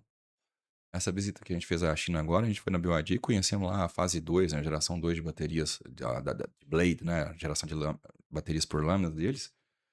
E vimos os carregadores deles ultra rápidos. Então eles vão o negócio hoje a promessa é carregar 60%, poxa, em torno de 50% da bateria em 3 minutos. Para tanto, para tanto, você precisa de ter uma Entendi. reserva energética, né, uma Perfeito. potência lá por trás grande. Aí vem a A eletrificação gente que a gente tem que volta fazer. naquela questão. A coisa é, eu acho que a gente não vai se esbarrar em carro e carregadores. O que vai demorar mais é a infraestrutura elétrica para poder funcionar esses carregadores. Entendeu? Perfeito. Mas assim, a eletrificação, na sua visão, ela não tem limites, vamos dizer assim. Eu consigo um avião elétrico, ou maquinário industrial, todo ele ser eletrificado, enfim. A indústria é toda eletrificada hoje, né? A não ser quando você precisa de temperaturas, alguma coisa aí que você usa gás, óleo, alguma coisa nesse sentido, né? Quando você tem queimas, né? Mas no restante, hoje é quase todo eletrificado. Fui visitar uma empresa onde um amigo meu trabalha agora em Campinas, né? Anteontem. A empresa está indo para ser carbono zero. Ser carbono zero significa que, ela não está consumindo combustível fóssil nenhum. Empresa química, grande, centenária, 100 anos está no Brasil. Então, ela está toda baseada na rede elétrica, ou seja, ela está no grid, que a gente fala, né? A gente tem a facilidade que mais de 60% do nosso grid é renovável, então, item número um. Mas é o seguinte, ele também está utilizando de fontes renováveis para poder eletrificar isso aí, internas. Então, cara, a eletrificação vai passar por essa. Não, não vai, ela não passa pelo. O limite eu acho que não vai ser o carro e os carregadores. O limite vai estar comigo, para poder eletrificar esses postos de abastecimento aí. Comigo e com as empresas do nosso ramo. Legal. Ô, E assim, Vinícius, tem limitações, tá? Tem sim. limitações. Por exemplo, eh, pegando agora, vamos falar assim, para a turma curiosa, né, que gosta da minúcia da informação. Existe um produto que chama transformador elétrico. Eu falei para vocês, né, que a gente foi. E esses transformadores é um produto que ainda é muito artesanal produzir ele. Eles são grandes, né? Então gasta as pessoas especializadas, tecnicamente aptas para poder fazer aquilo. Então normalmente você precisa de pessoas que já têm um histórico de produção daquilo já há muito tempo. E, e o lead time de um transformador, né, o tempo de produção de um transformador hoje aqui no Brasil está em torno de 300, quase 400 dias. Poxa, mais de 300 é um ano já, né? Então a gente tem, e a gente está inclusive trazendo soluções para poder diminuir esse lead time também, para a gente poder produzir transformadores mais rápidos no país e para que essa dificuldade que a gente tenha hoje, sempre que eu falei para você que a gente vai gastar cerca de mais ou menos 4, 5 anos para poder melhorar os linhões, né? Sim. Que ligam daqui, Nordeste e os internos nossos, boa parte desse tempo, inclusive, passa por esses transformadores. Então a gente precisa de diminuir o tempo de produção disso aí. Só que hoje a gente tem um concorrente gigante, que é os Estados Unidos, que tinha um conceito muito mais atrasado de integração energética do que o Brasil. E também está passando por um processo de renovação energética gigante também. Uma instalação muito envelhecida e investimentos na reindustrialização, né, que o presidente bate bastante, e nos data centers. Então, esses caras estão consumindo os transformadores do mundo inteiro. Então, quase tudo que se fabrica no Brasil é voltado para o mercado americano. Que legal. E quando a gente fala, né, em todo esse cenário e todos esses problemas que você, inclusive, expôs em relação a essa estrutura, que é onde entra, né, a seta, por exemplo, né, como Aham. eu queria que você falasse um pouco para a gente sobre os produtos, né, então que vocês têm hoje, as soluções, melhor dizendo, né, que vocês têm hoje disponíveis para esses mercados. É, só fazendo um adendo que eu achei muito interessante, é aquele que a gente estava comentando antes aqui nos bastidores aqui, aquele produto que vocês oferecem, aquela patente, né, Aham. sobre a esterilização. Eu queria que você falasse um pouco pra gente sobre essa. Tá, legal. Então, vamos lá. Na parte de produtos, a gente fabrica os painéis elétricos, né? A turma do agro sabe bastante, tem muito painel esparramado dentro dos armazéns, dos beneficiamentos e por aí vai. Aquilo a gente fabrica tudo. Ou as correções de fator de potência, os bancos de capacitores, né? Para poder não pagar aquela multazinha que vem na conta de energia elétrica, aquilo a gente fabrica também. Isso tanto para o agro quanto todos esses mercados que a gente falou para você. Desde os baixa tensão até os de média tensão. Média tensão até 36.000 volts. Então a gente tem nas entradas das fazendas hoje tem as cabines elétricas. Antigamente eram construções de alvenaria. Você olhava assim, a construção de alvenaria era uma entrada de energia. Hoje não são mais de alvenaria, são metálicas, são mais compactas, menores. E a gente fabrica isso aí para o Brasil todo afora também. E dos painéis elétricos, tem essa parte nossa de soluções, que a gente fala de obras. Então, para você ter noção hoje, quase um terço da soja exportada por Santos, soja, milho e açúcar passado por Santos, passou por alguma obra da seta. Então, a gente está lá no porto, nesse exemplo que eu estou dando, a gente está no Porto de Santos, numa joint venture, nas duas joint ventures da Cargill com a LDC, tanto TES quanto TEG, TEAG, e a gente que está fazendo a eletrificação deles, eletrificação e automação. E com ganho de produtividade e capacidade, tipo, o TEAG passou a carregar 3 vezes mais navios, depois que a gente fez essa eletrificação, essas otimizações, esses ganhos, também com a parte da mecânica também, que são outros times, né? Então tem essa parte de serviços que a gente entrega também. A gente entrega beneficiamento de semente, de milho, soja, entrega tudo também, desde a eletrificação, desde o 13.800 ou 36.000 volts até a parte de digitalização. A gente entrega isso aí tudo. Fertilizantes, tipo, a gente tem um clientão aqui, a Loider, por exemplo, aqui próximo de vocês, que lá tem inclusive em digitalização. Hoje o pessoal faz inclusive pagamento de variável da turma, inclusive baseado em índices que pegam dos nossos sistemas. Olha só para você ver, Legal. você poder pagar variável para a turma. Antes você não tinha jeito de medir produtividade, hoje a gente Dividir. consegue entregar produtividade para a turma. Perfeito. Legal. Ah, Vinícius, e aí, inovação, inovador? Parênteses, tá? Não, isso aí é coisa que a gente já fazia 25 anos atrás dentro da petroquímica, da mineração, da Vale, essas coisas. A gente está trazendo isso hoje em plataformas mais baratas, mais simples, mais fáceis, né, de lidar, porque antigamente isso tudo era muito caro, né? Então só essas muito grandes empresas conseguiam fazer, para entregar isso para pequenas indústrias. Então hoje a gente está democratizando isso aí, sabe? A gente está conseguindo levar isso aí. E com muita tecnologia, muita coisa nova, e toda hora vem coisa nova, vai vir mais coisa nova que eu não posso falar, eu posso dar spoiler ainda, mas tem coisa pra caramba pra acontecer em breve. Aí junto com isso, eu já falei pra você, tem a parte nossa de automação industrial, né, que a gente faz aquelas telas supervisórias, faz os controles desses processos todos, né, muita segurança, sempre muito voltado para ganho de eficiência, mas também para proteção das pessoas. E a digitalização. A digitalização é um tema que eu gosto de às vezes falar, explicar um pouquinho o que ele é, porque às vezes a gente fica sem saber. Fica todo mundo falando, mas ninguém sabe o que é, né? É tipo, eu vou pegar um exemplo meu. Eu tenho uma fábrica lá que ela dobra a chapa. Ela dobra a chapa. Eu ponho a chapa, ela vem uma guilhotina, aperta ela e dobra. Vem aperta de acionamento hidráulico. Comprado aqui no interior de São Paulo, inclusive, também, numa fábrica legal. A indústria brasileira é forte, tá? Dobradeira? Dobradeiras, conformadores metálicos. E beleza. Em 2022, o meu diretor da fábrica chegou e falou: Vinícius, a gente precisa comprar uma nova linha de puncionadeira e dobradeira. Vamos pegar a dobradeira. Aí eu falei assim, mano, mas por quê? O gargalo tá na dobradeira. Aí eu peguei o time da automação e falei assim, time, vai lá e tenta fazer um estudo da dobradeira e ver o que tu consegue ganhar. Aí esse estudo é que surge a digitalização. O que a gente fez ali? A gente pegou dados da dobradeira, Ela tem um painelzinho ali do lado, né? Então, ó, aquele painelzinho eu consigo pegar informações dele. Sim. Se o motor da bomba hidráulica está ligada, se ele está operando ou se ele está parado, e por aí vai, né? Se ela está em manutenção, se ela está quebrada ou se tem alguma coisa.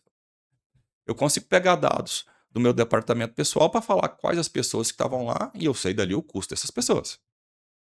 Eu consigo no meu sistema de qualidade e falar que naquele turno, apesar de eu ter mandado dobrar 30 toneladas de chapa, perdão, 3 toneladas de chapa, vou colocar só mais ou menos no nível, quantas toneladas de produto final realmente saiu em conformidade, ou seja, se teve perdas.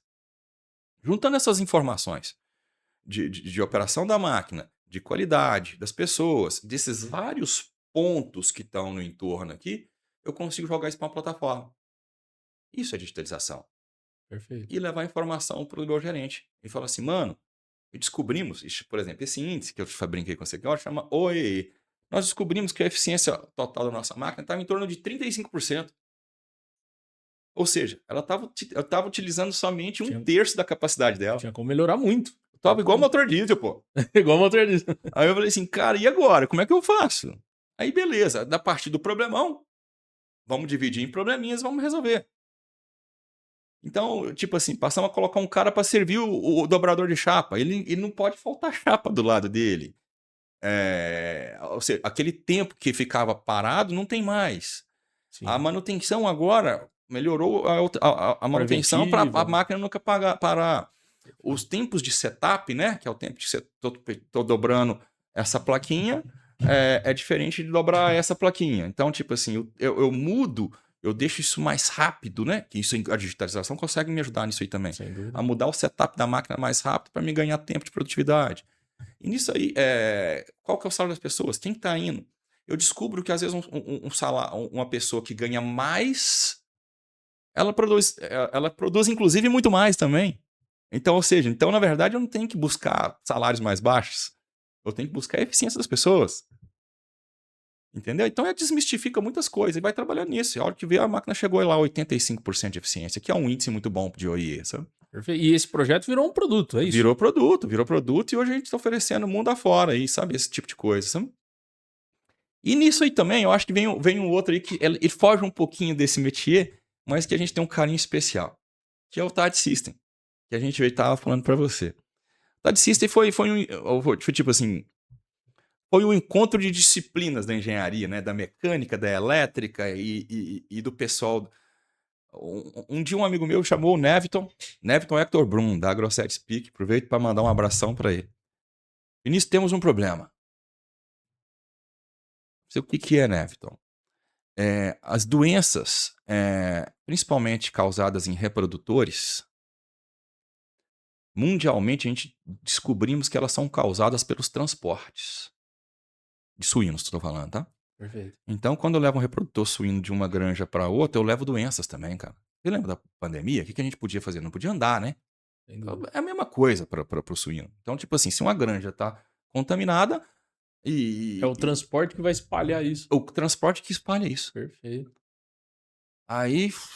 E aí, como é que resolve? Foi assim, lá nos Estados Unidos já estão resolvendo.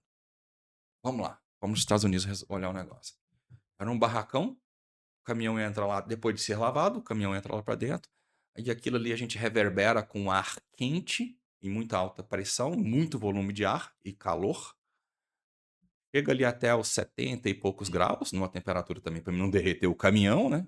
Não, o caminhão derrete, porque o caminhão não é desmontado para ir para lá, ele entra inteiro. Entra inteiro, perfeito. Ele entra inteiro. E tem o protocolo é passar aquilo ali por um tempo, 25 a 35 minutos, depende do protocolo regional, da doença que estão atacando ou estão evitando. E logo depois o caminhão pode sair. Então, juntamos a mecânica com essa parte de fluidos, com elétrica, com automação. Só que o nosso produto hoje ele é muito mais moderno que o americano. Esses 35 minutos, ele já pode sair para transportar. Você carregar e... Depende do protocolo, mas a princípio a maioria já pode andar. Certo. A AgroSeries ela é mais cuidadosa. Então, quanto A gente tem um outro cliente também nosso, lá também, a DB, são muito cuidadosos. Muitos deles, eles preferem, às vezes, deixar um pouquinho de tempo a mais. Hoje a gente tem esse equipamento na Grosseries e na DB. São os dois maiores geneticistas de suínos do Brasil. Empresários muito sérios. E é onde eu brinquei com você. Onde tem gente séria, a gente gosta de estar juntinho também, né, cara? Porque faz muita questão atendê-los muito bem. Então, ali entre 0 minutos e 2 horas no máximo, o caminhão já pode sair para rodar. Coisa que antes, sem um equipamento desse tipo, precisaria de passar por um protocolo de vazio sanitário, que varia de 24 horas a 48 horas. Tem ganho de eficiência e diminuição de diesel? Não, porque, de toda forma, eu preciso de reprodutor sendo levado de um lado para o outro. Mas a gente consegue diminuir bastante frotas. Um estudo que a gente fez para uma cooperativa grande, uma vez lá em Santa Catarina, cara, era até bizarro assim, o estudo, sabe? Porque esse protocolo de 24 horas ou 48 horas, uma vez que o Brasil é um país de clima tropical, mais quente um pouquinho, essas doenças não atacam muito no rebanho brasileiro, tão quanto atacam na Europa e nos Estados Unidos. Certo. Lá, a galera tem que cumprir o vazio sanitário. Aqui, não necessariamente. Não sei dizer por que não faça. Não vou entrar nesse mérito. Então, mas se tivesse que fazer, você pegava a frota de uma grande cooperativa dessa, o pagamento do equipamento, o retorno de investimento do pagamento se dava em 10 dias. Uma carreta, caminhão, carregar um suíno reprodutor hoje custa R$ 1.200.000. Então, imagina, se você fizer uma continha rápida aí, se o cara tinha 50 caminhões e de 50 caminhões diminuir para 15 caminhões, põe o valor de 35 caminhões aí para você pagar e reduzir. Você, poxa, são 35 milhões, são quase 40 milhões de reais de investimentos a menos, sabe? Sim. E o equipamento custa muito menos do que isso. Muito, muito menos do que isso, entendeu?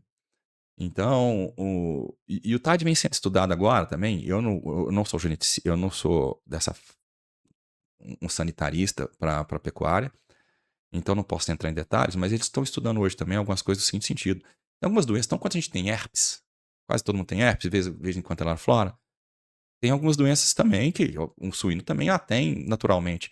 Só que tem algumas doenças que eles descobriram que elas não geram necessidade de abate ou de eliminação disso aqui, porque não faz diferença nenhuma eu comer aquela carne com aquele... Calma, tá? Cuidado com o jeito que eu disse, mas escuta o negócio, né? Mas ela diminui o ganho de produtividade e ganho de carcaça do animal. Sim. Opa, então nós chegamos a falar agora em eficiência de novo. Então imagine eu agora poder passar toda a minha frota por um negócio desse, eliminar doenças que ninguém no mundo nunca preocupou com ela e não precisa, mas que ela diminui o ganho de carcaça do animal. O animal agora vai conseguir engordar mais rápido. É ganho de eficiência também. Perfeito, sem dúvida nenhuma. Entendeu? E o TAD faz isso. E é muito bacana, cara. É um projeto muito legal, porque é uma coautoria de patente da Seta com a Grosseries, onde a gente colocou, inclusive, o Neveton como inventor, que vai muito na linha nossa também de inovação, de criação de produtos. Poxa, a gente cria produto um atrás do outro também. Então, tipo assim, e esse é um produto bem legal, bem interessante, sabe? Legal, Vini, você me deu uma quebrada, porque eu ia te perguntar sobre projetos, novos produtos. Você falou que não pode dar spoiler, não pode comentar. Aí agora você falou que tem uma linha de.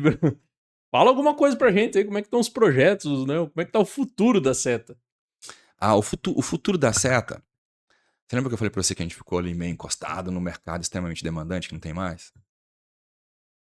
Ao longo desses anos que a gente ficou assim, extremamente demandado, né? E a gente teve que se esforçar pra caramba, porque a gente não ia perder esse negócio, né? Pra poder atender. Então você gasta muita energia pra poder atender. Sim, você foca naquilo, né? Você foca naquilo, mas é tipo assim, é um olho no peixe e outro no gato, né?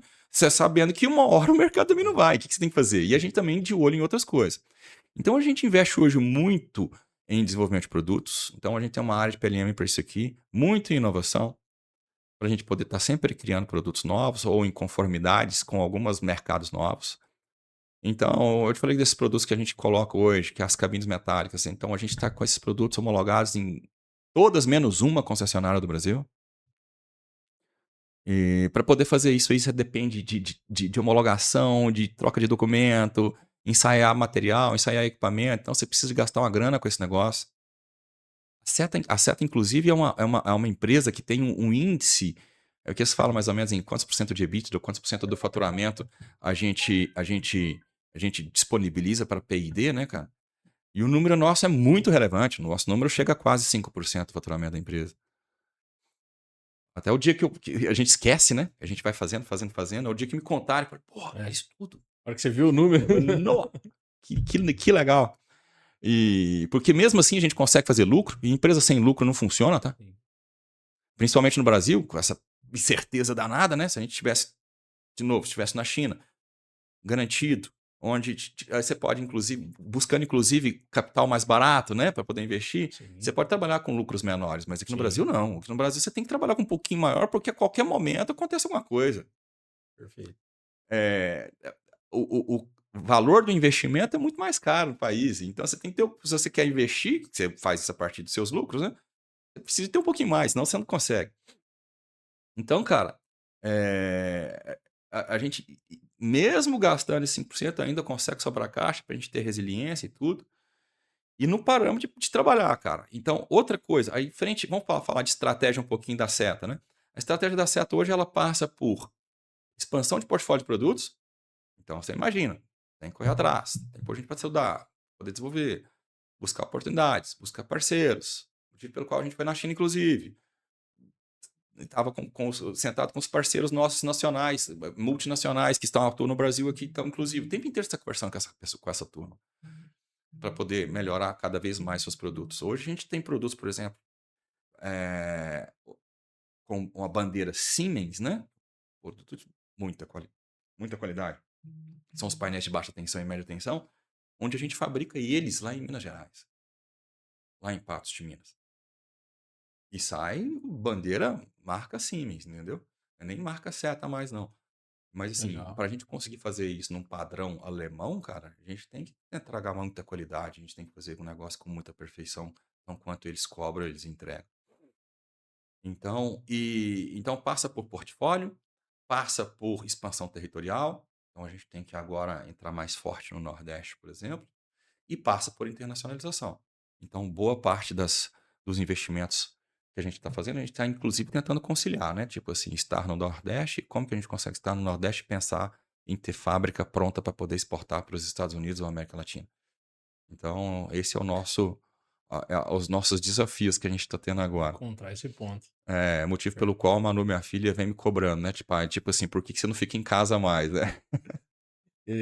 O Vinícius, e você, né, do decorrer da nossa conversa, você fala bastante sobre os fatores que permeiam ali a administração do negócio mesmo. Então você fala em CAPEX, você falou de controle de EBITDA, de investimento, de caixa.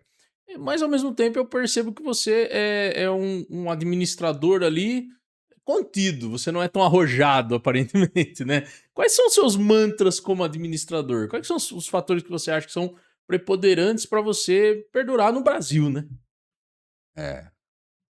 Pergunta. Tentar responder.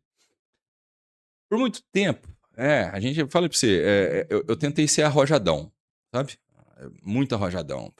Eu falava assim, eu vou criar um novo jeito de fazer administração de empresa. Cara, aí eu descobri que eu tava errado. Porque é o seguinte, cara. Empresa existe desde pré-Babilônia, cara.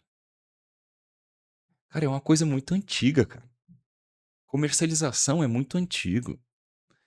Então, a forma de administrar empresas, né, aquilo no dia a dia, de finanças, economia, processos e tal, é coisa que vem amadurecendo há muitos mil anos, né, cara?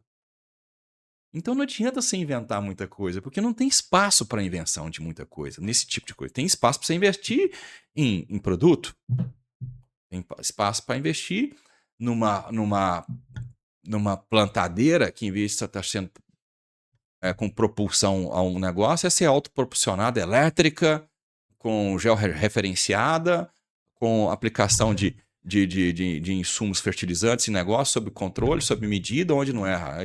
Concorda? Isso aí tem jeito de você inovar. Mas por trás, administrar as empresas, cara, não tem muito margem para inovar, não. A gente inova em produtos, em processos, em sistema. E o grande tchan da seta é estar bem amparado. A gente foi uma escolha nossa a uma escola de negócios. E desde quando a gente era bem menor, a gente tinha programas. Essa escola de negócios tinha programas para isso. E eu sempre participando, fiz MBA, gestão de conselhos, nossos conselheiros foram para lá, nosso time está indo para lá fazer gestão financeira, melhorando e parando disso aí, utilizando dos consultores deles também, recomendados por eles ali, ou vinculados a eles, para poder desenvolver os nossos processos cada vez menores. Nosso caso é a Dom Cabral. É uma faculdade que, inclusive, recomendo pra caramba aqui no Brasil. Fica ali em Minas Gerais, Nova Lima e São Paulo. Então, a gente foca muito neles. Então, tipo assim, a gente usa da escola deles muito para isso. E é uma escola que preza muito, ela vem muito a calhar com a nossa cultura, sabe?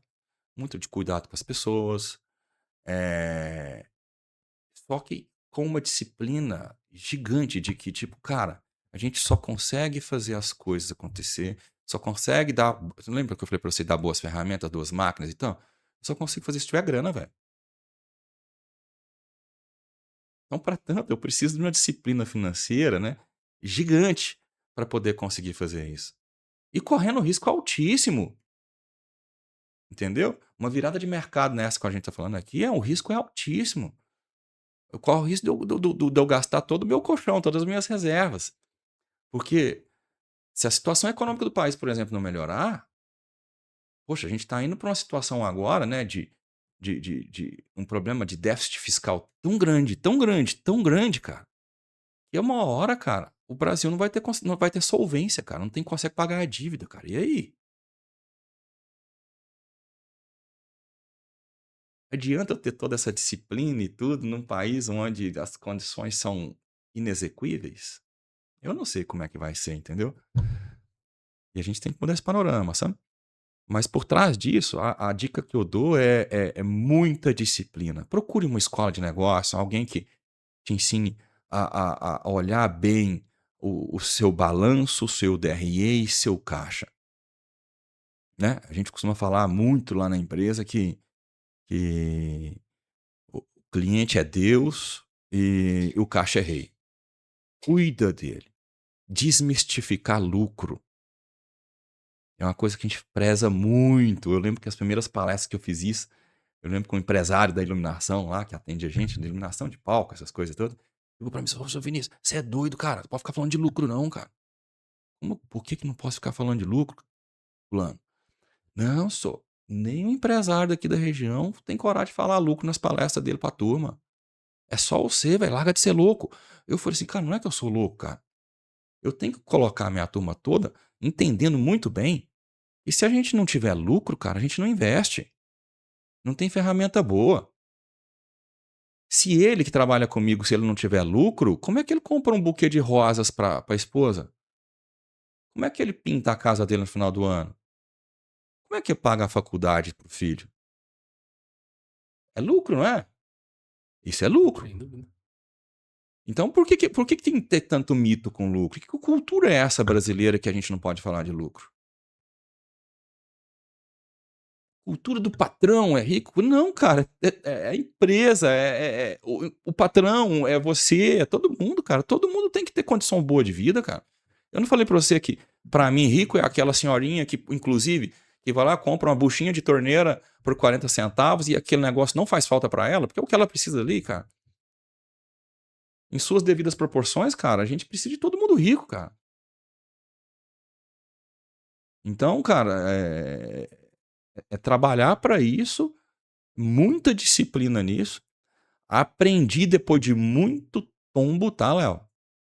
Muito tombo, porque eu costumo brincar assim, na idade dos 20 anos ganhei muita grana.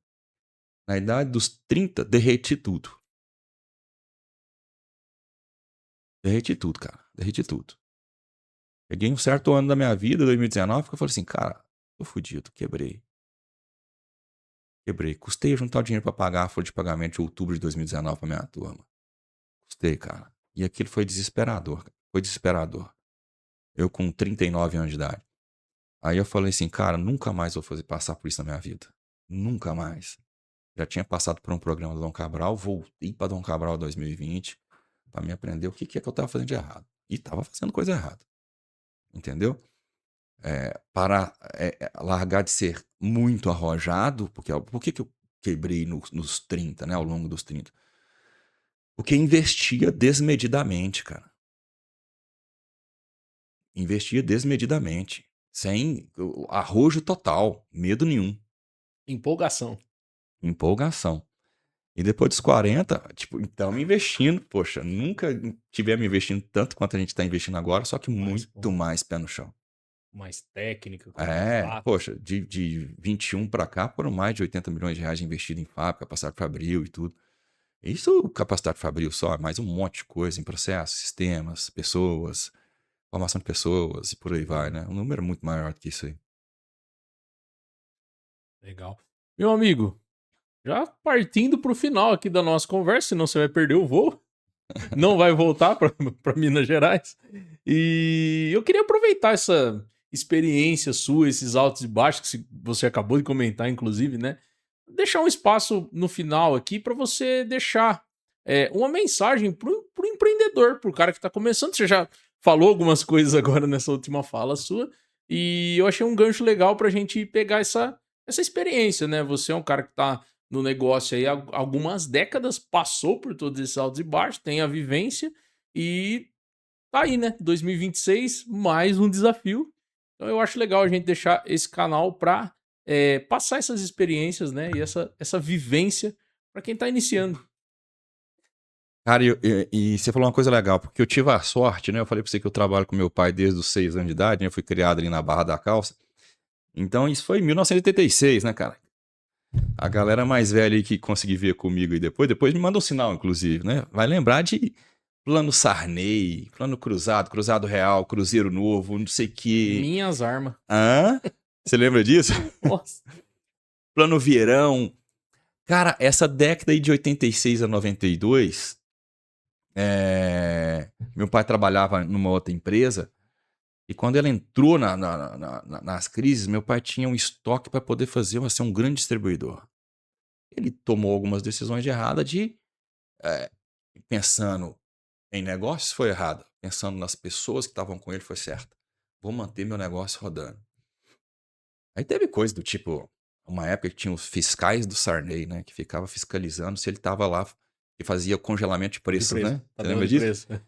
E os fiscais do Sarney ia lá e verificava se meu pai estava fazendo, e se visse que meu pai estava reajustando alguma coisa, multava ele.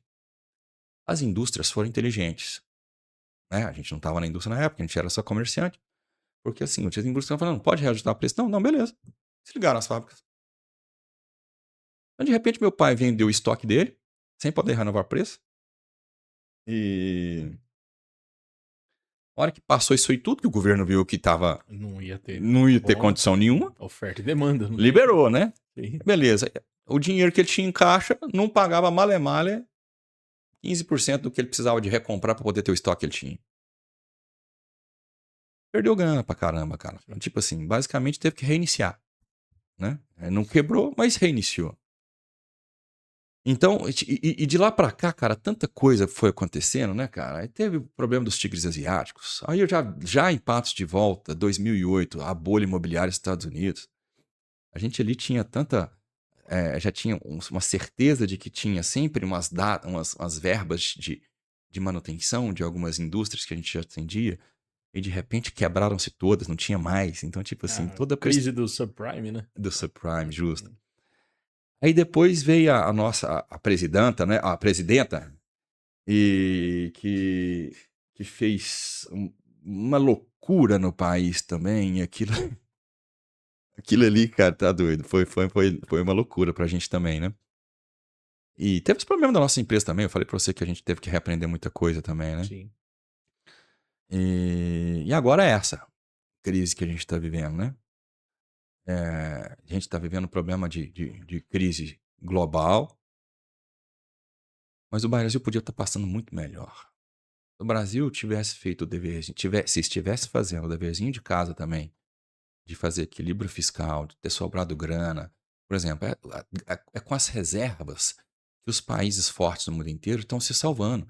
Reservas de combustíveis, reserva de dinheiro para poder salvar um setor de negócio e tal. É com as reservas. E o que a gente tem de reserva, cara? Sim. Acabaram-se todas. Mas, ô Vinícius, o Brasil é um país, assim, a gente é muito bom em perder oportunidade, né? Demais. Ele já perdeu várias, né? É. E com isso, cara, o retrato é esse, né? Recordes de recuperação judicial e extrajudicial. Eu estava falando esses dias com um conselheiro nosso. Eu falei assim, mano, vai ter que chegar um ponto agora que a gente vai ter que resetar a economia, não? Tipo assim, pum. Porque esse tá devendo aquele, que tá devendo É, aquele, que tá devendo aquele, tá devendo aquilo, tá devendo aquilo, tá devendo aquilo. Como que a gente vai voltar pagando? exato. Não é melhor resetar, tipo assim, brincando, né? Se pudesse fazer, né, cara? Todo mundo perdoa todo mundo? Pô, todo mundo perdoa, vamos começar do zero? Vamos. Começa do zero. E reiniciar a economia, né? Se pudesse fazer isso, seria lindo, cara. Mas não tem jeito, né? Eu imagino que não tenha jeito. Então, cara, eu acho que o povo. Mas aqui é chovendo molhado, porque eu acho que todo mundo aqui sabe, tá passando por um aperto do caramba. Eu acho que todo mundo sabe que. Eu costumo falar, cara, é o seguinte. Eu acho que é a despeito de posicionamento político. Eu falo assim, eu vou falar, mas eu vou falar a respeito de gestão. Eu vou falar a respeito de gestão. Se alguém tá fazendo uma gestão errada, você vai recontrata o cara, velho. Caso que A gente reeleja, faz né? isso, a gente faz isso. É o que eu falei pra turma. Patos de Minas, minha cidade. E eu posso falar isso por experiência própria, sabe? Patos de Minas teve uma classe política muito boa ali no final da década de 80, início da década de 90. Muito boa. Fez o diferencial. Colocou Patos no mapa do Brasil. Festa do Milho, Festa Nacional do Milho, colocou um monte de coisa. Depois disso, ela entrou num comodismo muito grande. E foi quando, inclusive, surgiu reeleições, possibilidade de reeleições. Patos nunca reelegeu um prefeito. É hoje. Não. O último prefeito nosso agora, ele fez uma gestão sabendo disso. É um colega, foi terceira via, apoiado por nós, pessoas que voltaram para Patos, tão quanto eu voltei, e viu que tinha uma senhora oportunidade da gente mudar a cidade. E ali a gente, olha pra você ver, eu vou falar um pouco da participação da comunidade em cima de política agora, tá? Sim. Não só política, o cúmino foi com política, mas assumimos associações, CDL, conselhos de segurança pública, e a gente foi assumindo as coisas em prol de organizar elas. Entendeu? Organizar, torná-las fortes, por aí culminou com a gente eleger o Falcão prefeito. Cara, o Falcão tinha uma base por trás muito forte. Essa turma que levou para ele lá, ninguém entrou para trabalhar lá com ele, ninguém estava ali atrás do troco de cargo político. O núcleo forte dele, sabe? E trabalhou com conselho, prestou contas. Falcão se reelegeu com quase 90% das intenções de votos. Mas depois de entregar um monte para a cidade, ele teve que suar, cara. Ele teve que se dedicar tempo. E é uma coisa que eu admiro muito nele, sabe? Então, tipo assim, a disponibilidade de energia e tempo que ele fez em prol da cidade, né? Só daí que nós conseguimos em Patos de Minas a primeira reeleição, cara. Ah, mas ao longo das reeleições que vocês tiveram em Patos de Minas, você sempre trocou para melhor? Não, não necessariamente trocamos para melhor, mas trocamos. É um Mas processo. trocamos. Perfeito. Perfeito. Entendeu? Então, se eu puder levar hoje uma mensagem para todo mundo cara, não aceite ficar numa situação deplorável. Troca. Vinícius, mas a outra opção cara, independente. Independente. É independente. É outra. Sim. E outra, se ele for ruim, a gente troca de novo. Tem outra Se de ele novo. for ruim, ele troca de novo. Até um dia alguém perceber que ele vai ter que fazer um ótimo trabalho Pra não ser trocado. para não ser trocado. Perfeito. Entendeu? Isso aí eu garanto para você. A gente gasta menos tempo para evoluir o país do que a gente ser complacente e deixar acontecer. Continuidade. Então a gente não pode fazer isso, cara. Não tô aqui fazendo apologia pra lado nenhum, tá? Pelo amor de Deus. Não tô falando lado A, lado B, lado C. Não tô querendo falar assim. Eu tô querendo falar que a gente precisa trocar. E esse precisa ser trocado de novo, e esse precisa ser trocado. E enquanto às vezes for preciso até alguém um dia chegar e falar assim: opa, peraí. Alguém, ou alguém, né? Porque não é só um executivo, né? Tem um legislativo por trás disso. Até a justiça agora tá mandando o país, né? Antes não mandava. E antes só verificava se as coisas estavam corretas, né? Então, isso tudo tem que ser trocado. E, cara, a outra mensagem que eu dou, cara, força, gente, igual eu falei pra vocês, é, 2000, igual eu falei, citei aqui do outubro de 2019, que eu falei assim, putz, que situação que eu cheguei. Deplorável. Tipo assim, eu tava despedaçado, cara, e ninguém imagina quanto. Tem muito companheiro nosso passando por isso aí. Veio vídeos RJs que estão aí de empresa pequena, média e grande. Com certeza. Cara, eu vou parafrasear um companheirão nosso. Inclusive era para ser concorrente, mas é um cara que eu tenho como ídolo, o seu João Flávio de Matos da Loja Elétrica. E num desses momentos de crise ele falou assim para mim: seu Vinícius, isso aqui é igual um deserto, cara. Atravessa. Chega do outro lado. Sem roupa, desnutrido, desidratado, todo queimado de sol, mas chega, cara.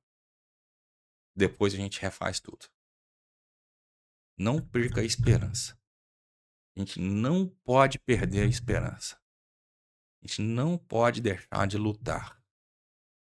Uma hora, igual você falou, e tudo é muito cíclico, né? Hoje a situação de commodity está ruim.